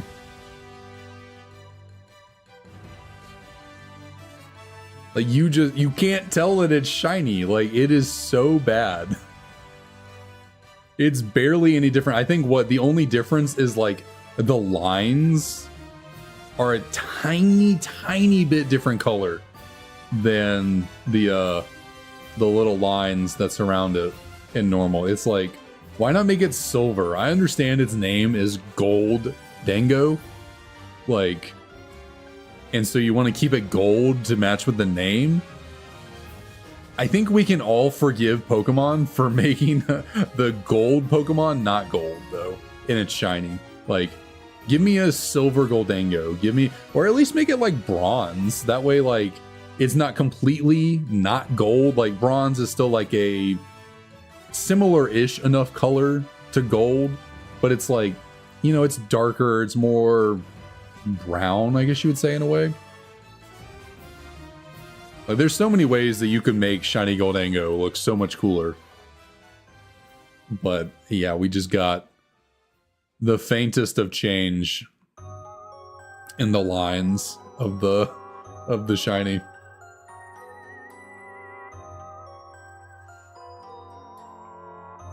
Kind of in a similar vein though is Ceruledge and Armarouge. I don't necessarily mind them as much because their base design is so cool, and like the colors, especially for Ceruledge, I really like. But still, it's a bit disappointing that the only change is the eye color. Like, it'd be kind of nice if, I don't know how well it would work if you like switch, you know, color swap them. Shiny Ceruledge is the color of Armarouge. Shiny Armarouge is the color of Ceruledge. That could work out, but those definitely could have been better. But I don't dislike them as much as Goldango. Yeah, and then every single shiny Future Paradox Pokemon being just silver is really it's kind of lazy. It's kind of lazy design. Like, I understand it. You know, they're all futuristic metal, but yeah. DJ, appreciate that. Thank you. Hopefully today, I mean, I don't got too much longer here with this hunt. I'll probably be going for another 30 minutes about. Hopefully we can make it happen here in the end.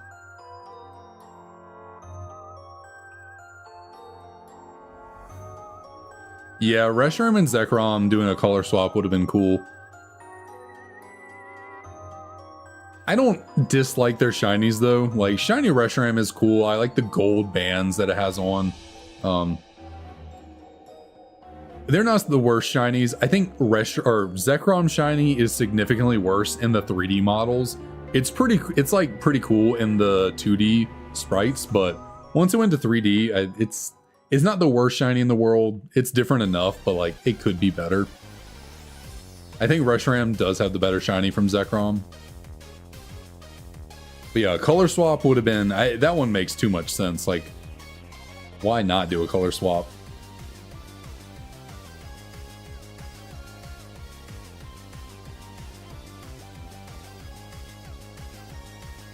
Or if they didn't want to do a color swap, why not make both of them look like, give them the same color pattern as Kyurem, as like as a nod to the original dragon kind of thing.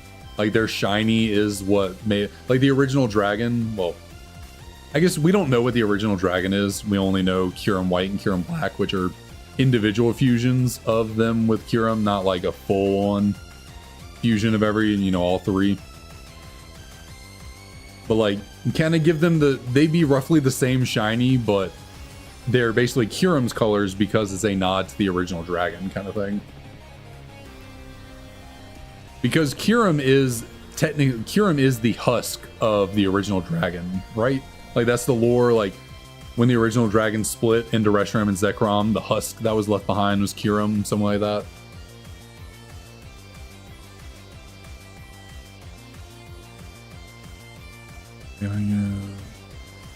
If I give our though.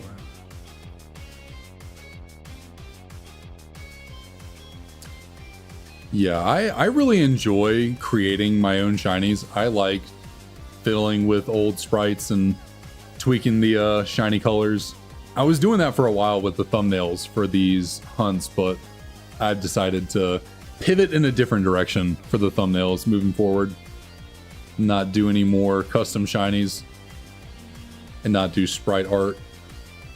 I love Pokemon cards, so one that I was thinking, been dabbling with the idea of changing the thumbnails for these streams for a while because I was getting a bit tired and stale of the sprite thumbnails. Not that they were bad, you know, I think Pokemon sprites look really good in Gen 5, but I started looking at the card art and I was just like, oh, this card art looks so good. Like, what if I could make it shiny and put it in the thumbnail? So that's kind of my strategy going forward now, is taking Pokemon card art and shinifying them and putting them in the thumbnail,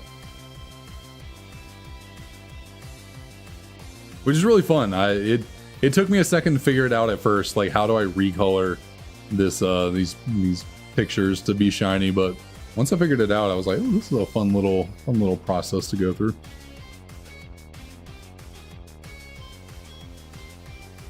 Yeah, Garchomp is. I think Garchomp should have been like a red shiny. I think it just matches Garchomp's vibe.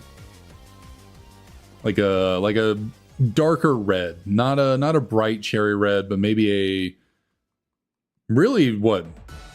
No, I was thinking of. It's shiny Garchomp that has the red sights on it, right? Yeah, I guess those are like a bright red. No, I think yeah, Garchomp having a darker red shiny would be really cool.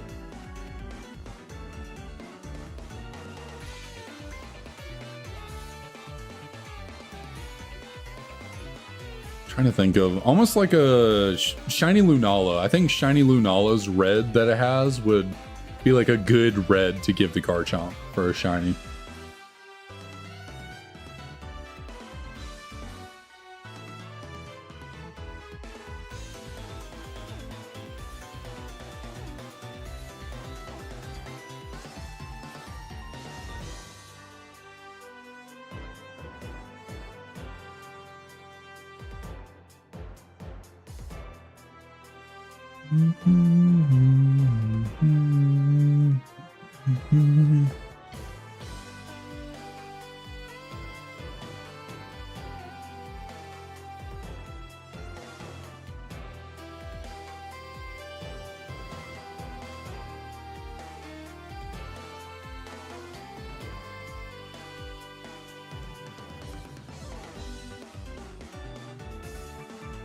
Yeah, that is interesting. In the original series of the anime, they did do that. Was a kind of a thing though. Like there was the pink Butterfree, and I was actually just reminded of this the other day. I think it was on TikTok. I saw something about it.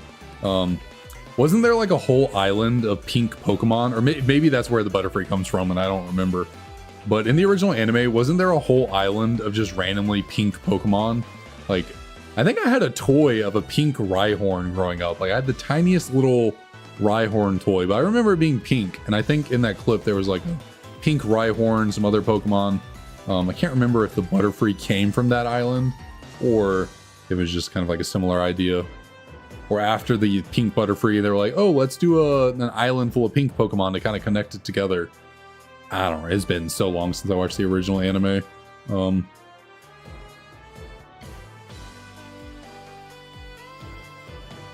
But yeah, I think regular Butterfree's regular shiny is really nice, so I can't complain about it too much. But it would kind of make sense to have shiny Butterfree match the pink Butterfree from the anime, just as a little like nod to the anime, because I'm pretty sure that episode of the anime came out before shinies were a thing. Oh man. Goodness.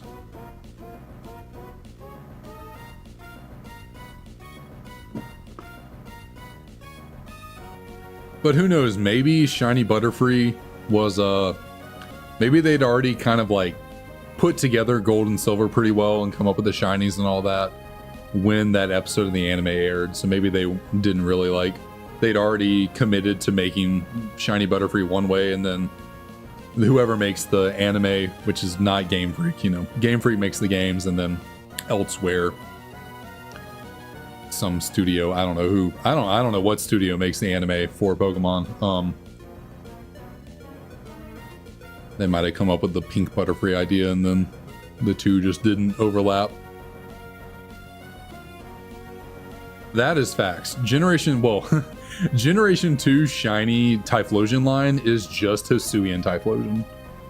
Like it just had purple flames back then. So if they had kept shiny Typhlosion the way it was, then I don't know if Hisuian Typhlosion could have ever existed, because I don't think, now they might have still made Hisuian Typhlosion knowing that shiny Typhlosion had the same purple fire mane, but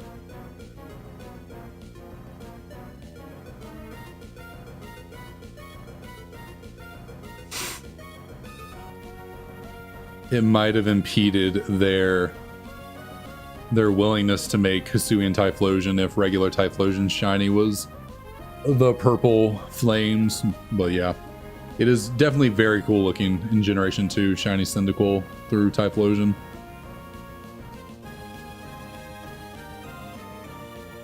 You know what?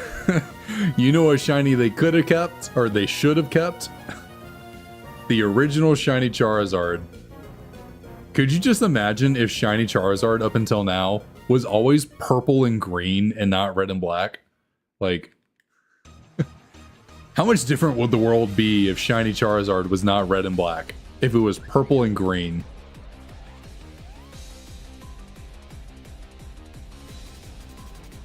That is very true, yeah. They definitely could have done a color swap.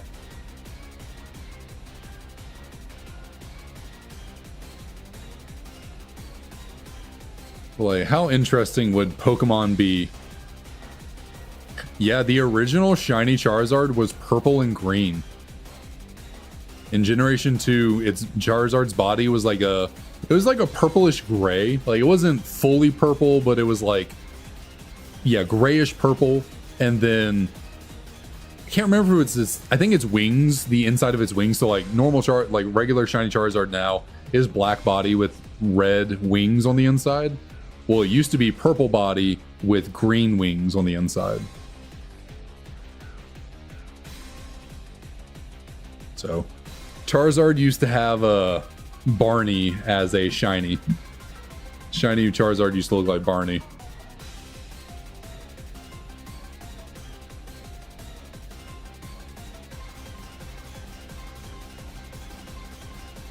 So I'm not a fan of green shinies under normal circumstances.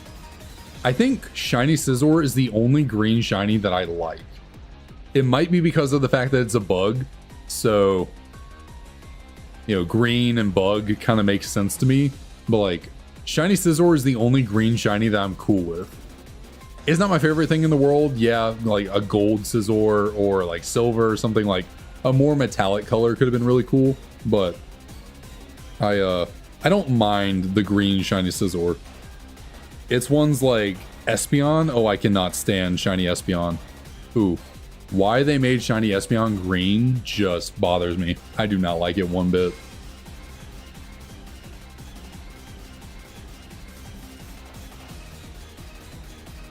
Like, give me a nice, like, light blue, like, shiny Espeon.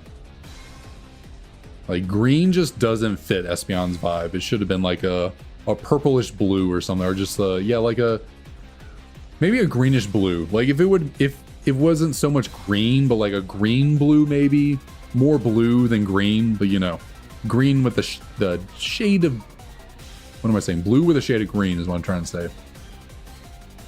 We don't have a shiny here, do we? No.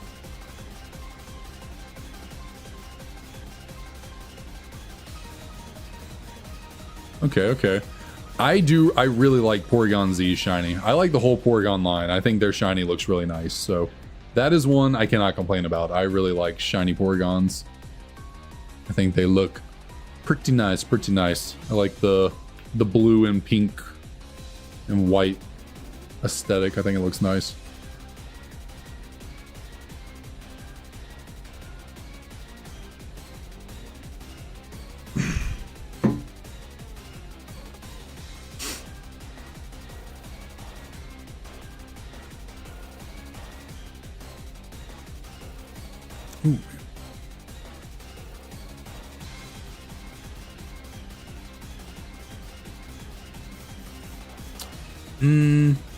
Oops, accidentally gave those Tepigs up there a nickname.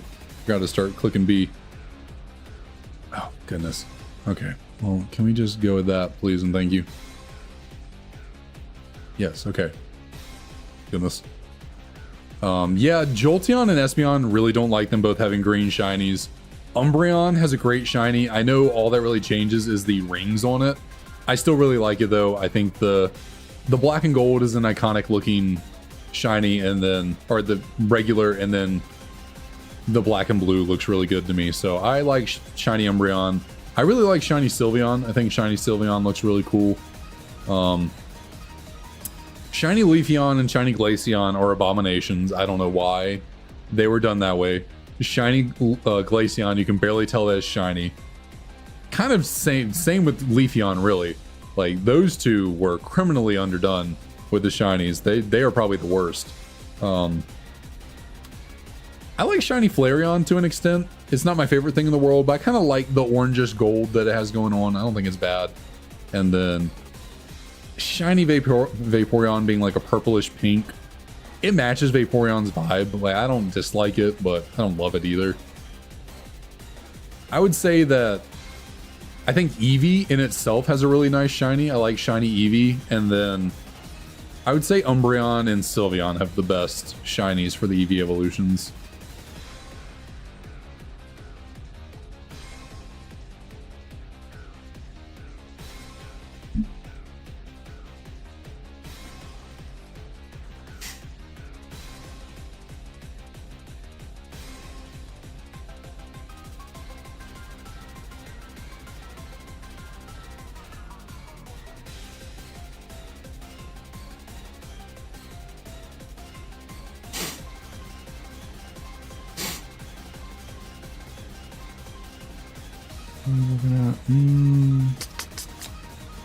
Well, we're definitely going to be able to make it past. So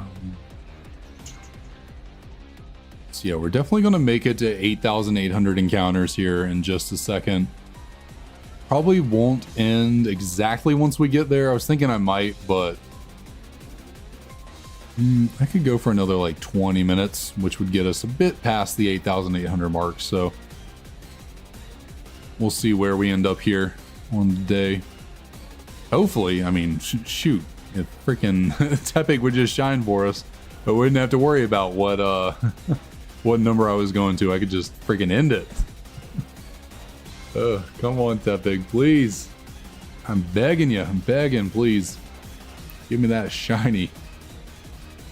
Yeah, certainly. Regice is doo-doo butter. That is for certain.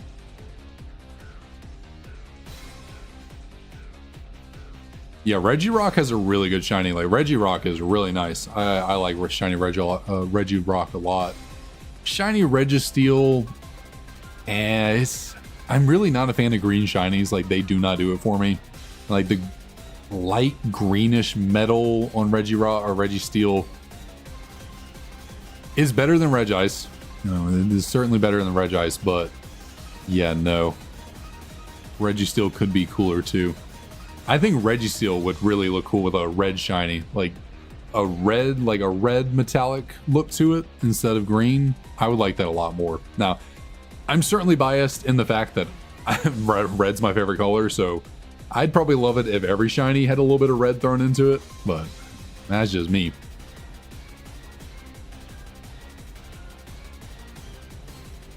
And then yeah, I don't really know how you fix shiny Regice because I understand the whole point of like, okay, shiny Regirock still looks like it's made out of rocks. It's just different colored rocks. Registeel, I guess for the most part, looks like metal still. I guess what is it? It's supposed to be like oxidized metal or something. I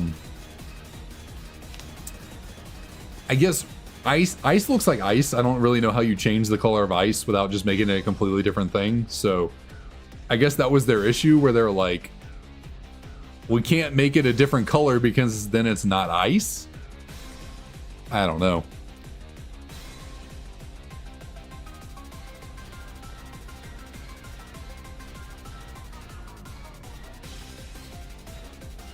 Yeah, black ice is certainly a thing. You could go with a more grayish or blackish look for Regice.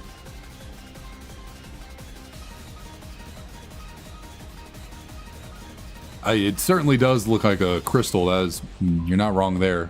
But no, it's more like very crystal looking blocks of ice.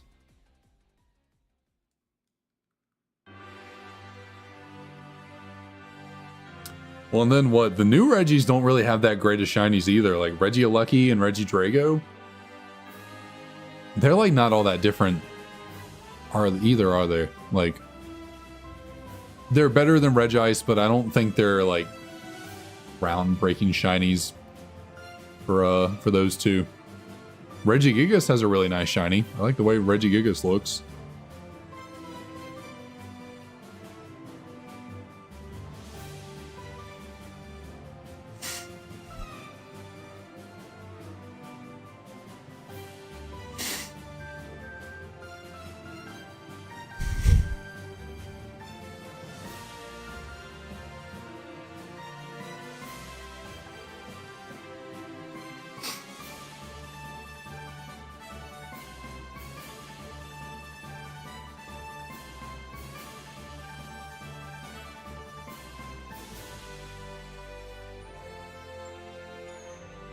Yeah, that's what I was thinking it was. I couldn't remember for certain if that's all that Regieleki's shiny changed.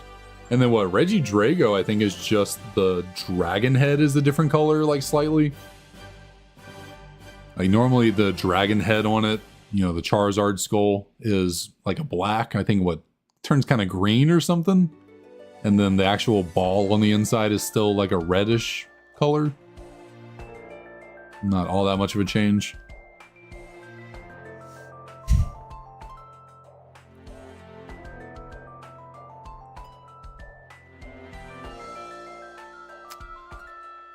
Well, would you look at that?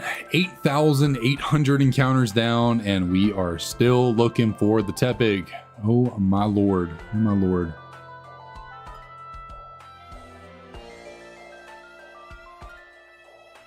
Slightly blackish blue. Gotcha, gotcha.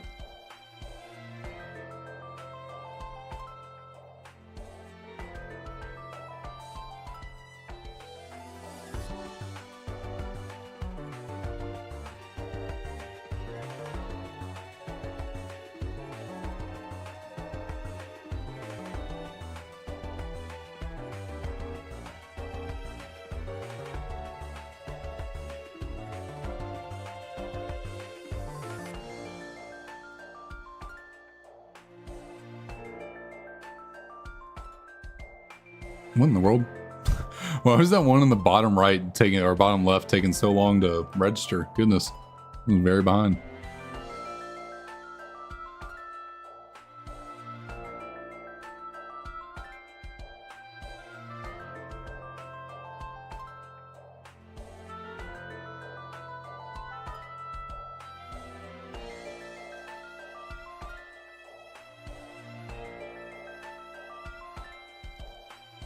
Alright, come on now. Let's bless up with some Shiny Tepig, please and thank you. Goodness me. This is taking entirely too long. I think when was the first time I streamed this? I think it was like July 9th or something like that. I think that was the first stream I did looking for this Tepig. Okay, what is going on? One up there is a bit behind. And here we are, just about 5 months later. I think when is December 9th? Yeah, okay, so on Monday, if we do not get this Shiny Tepig here in the next 10 minutes, on Monday, we'll have officially been going after this little pig for 5 whole months.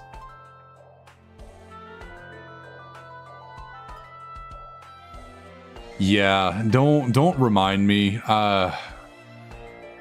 Shiny Dragonite is as a massive Dragonite fan, you know, you can't see it quite as well. You got the giant Dragonite Squishmallow over here, got a bunch of Dragonite stuff behind me. As a massive Dragonite fan, and as someone who is not a fan of the color green, Dragonite Shiny just hurts me. Like, why not just make it pink like Dratini and Dragonair?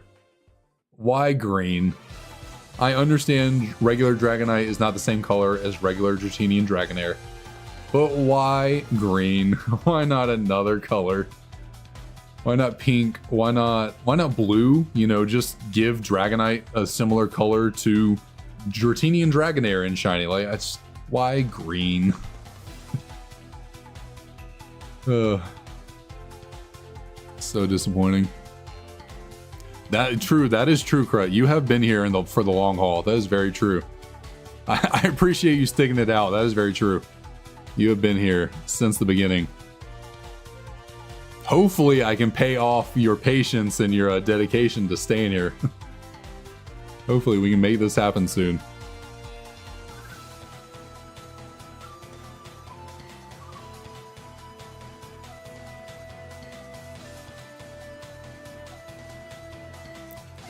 Yeah, I guess I don't hate Shiny Moltres. In some yeah, I don't hate it. It's kind of a sunburnt chicken, but I don't mind it. I don't think it's that bad.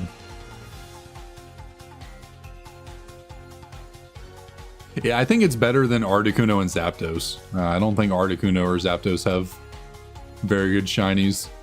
Just because they're so similar to the originals, like, they're not the worst in the world, but they could certainly be cooler.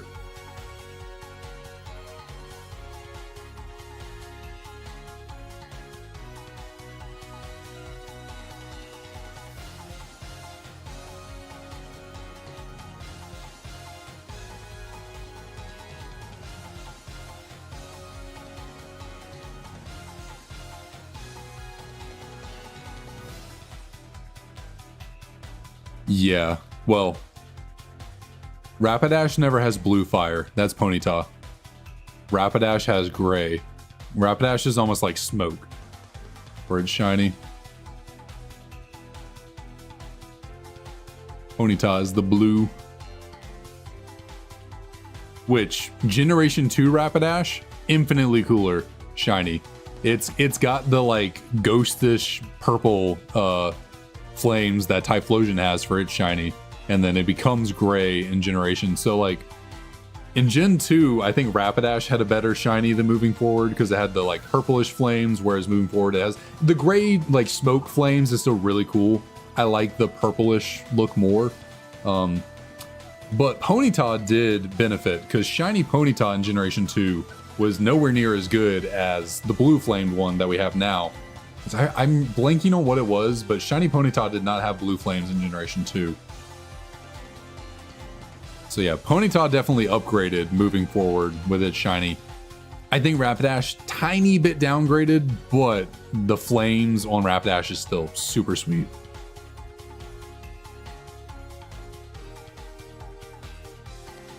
Nah, I think Rapidash has always been gray on its shiny. It's now, you know, certain games could take their liberties and change it. But no, I'm pretty sure shiny Rapidash has always been gray with the fire, the smoke.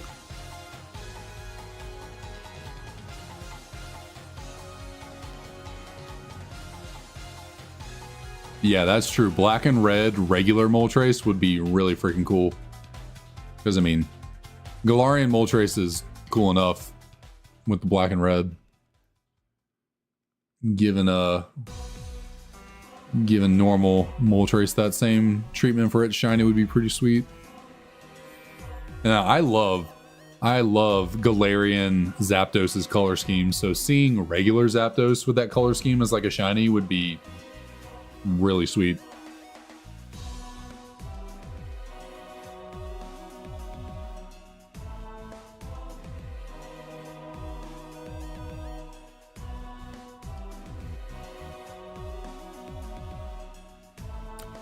Which I think Galarian Zapdos might be my favorite Pokemon from Sword and Shield.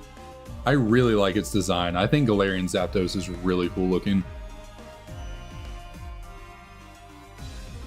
Because like when I think of other Pokemon from Sword and Shield, like not many really stand out to me like that I really like a lot. Toxtricity is cool, but yeah, it's what, you know, it's cool. I wouldn't say it's like my favorite thing. Actually, I think I like Berserker. I think Berserker is pretty cool. I like his design a lot better than Alolan Persian. I think Berserker is really cool.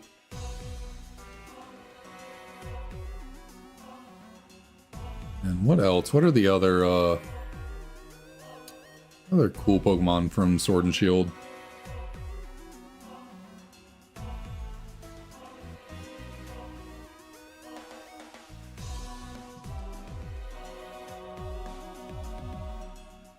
Yeah, I can't really think of anything off the top of my head.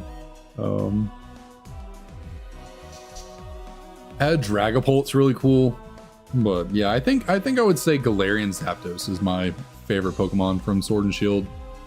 Although, as a regional variant, it's kind of like it is a Pokemon from Sword and Shield, but at the same time, it's like, I don't think I need to explain why. I think you know what I mean. Like, it is a Sword and Shield Pokemon, but it's a regional variant based on another region's Pokemon, so it's kind of like, is it fully just a Galar Pokemon? Like, it is, but is it? You know? But yeah, some new Megas with new Shinies would be really cool.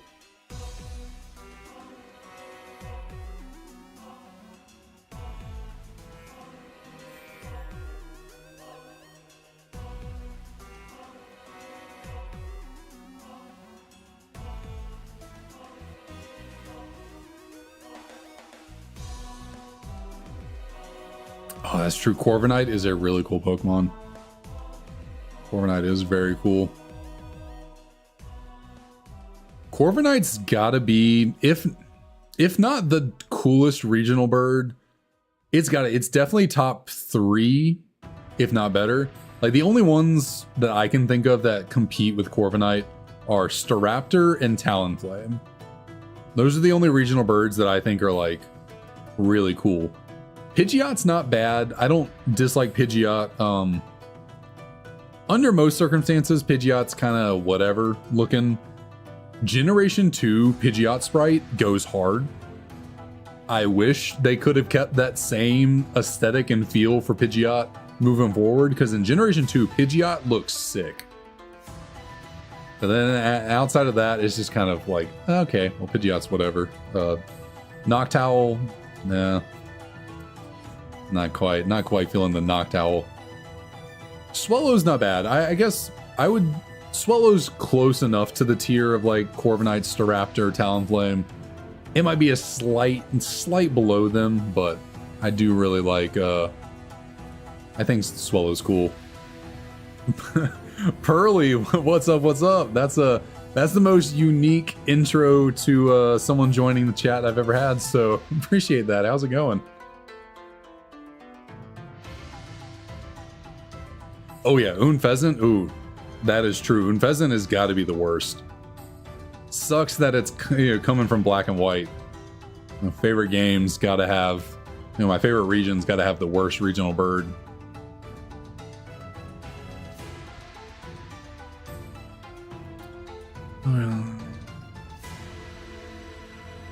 Yeah, female Unfezant is not the most appealing design. Male Unfezants, it's decent enough looking. It's not like the coolest thing in the world, but yeah, definitely female Unfezant is not the most visually appealing Pokemon. But yeah, we are unfortunately just... we keep going higher and higher and higher over these odds for this Tepig. It is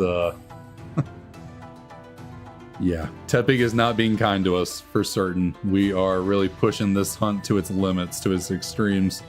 I guess I can't say to its extremes. We could obviously be a lot higher, but yeah, we are over odds. Crap, why are you putting that on me? I do not want this hunt going to 20k. Oh, I do not want that.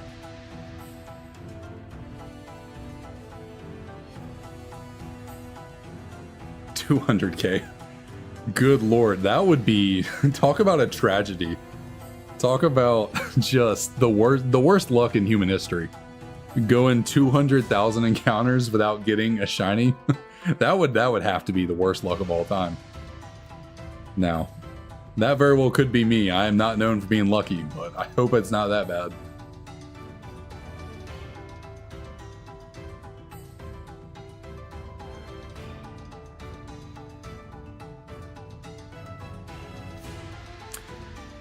Yeah. Well, here's the hoping. The only part of that statement which is true is blowing up. Hopefully that's the only part. Hopefully I do catch a shiny Tepig eventually. Oh goodness, I'm itching my eye. Oh wow, both eyes. What is going on?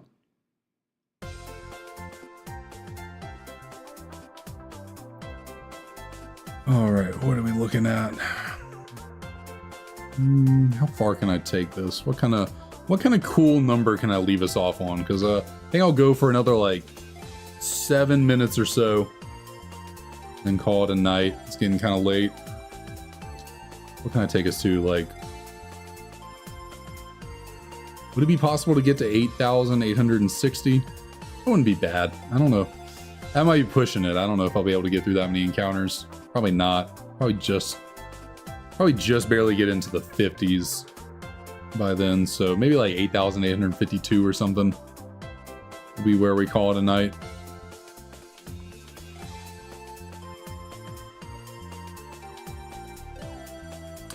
Well, you know, I guess I could take that. I could take that.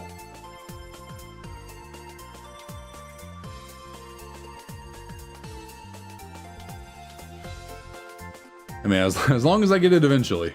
As long as I get it eventually. Yeah, that is true. That is true. And been about, I think, what, almost 200 subs since I started this journey. So yeah, things have been going well. It's been great. I've been enjoying this. This is by far the most consistent I have ever been with creating content for YouTube, TikTok, like, and it's the most I've enjoyed making content. Like, I really enjoy these shiny hunting streams. Like, this is, I've done the Nuzlocking, I've done the Let's Playing, I've done, you know, TikTok videos, like, I've done the whole shebang. None of it has kept me as satisfied with the content as doing the shiny hunts.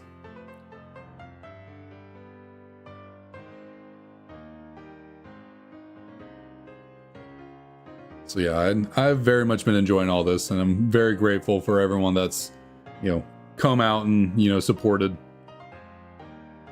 Everyone that keeps me sane, keeps me entertained, chatting with me while we're here.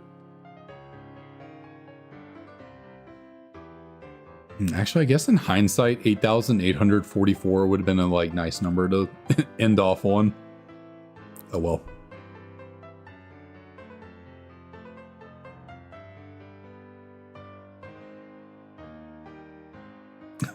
And then went to a VTuber. And, you know, anything can happen. Anything can happen.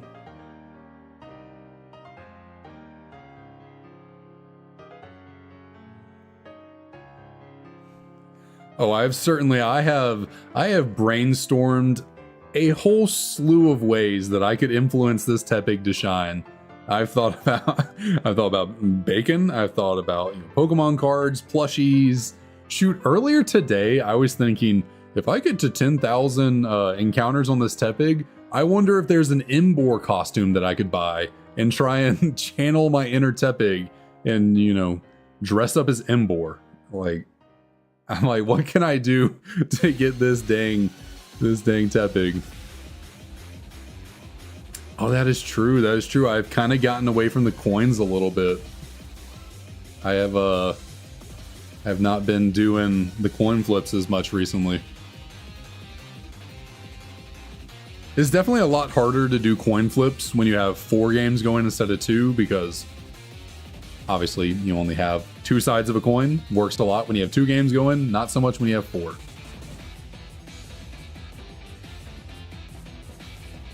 All right, so what are we looking at? I can definitely get to 8,860 encounters. What am I talking about?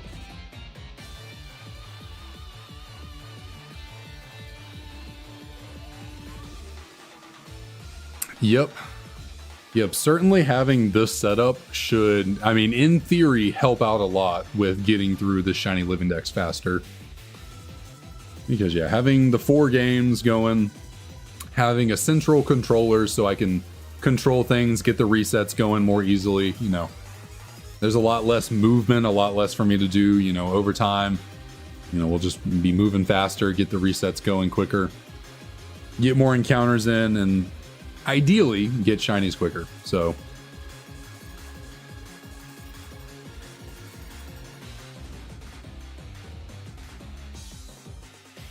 and shoot, who knows, I might get desperate enough that I expand 12 DSs running at one time.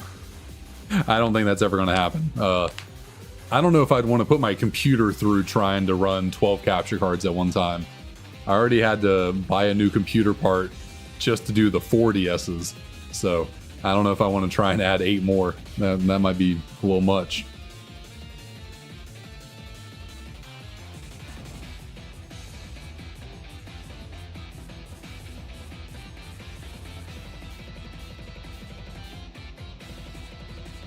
But yeah, that first ever stream was just me and 2 webcams and my desk and a DS.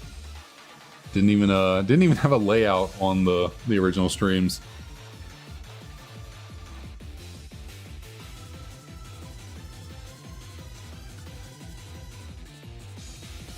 So let's see. Do I want to make these the last 4 encounters of the night? Yeah, I'm thinking. Unfortunately, you know, I'm having a great time here, but I do have to work tomorrow.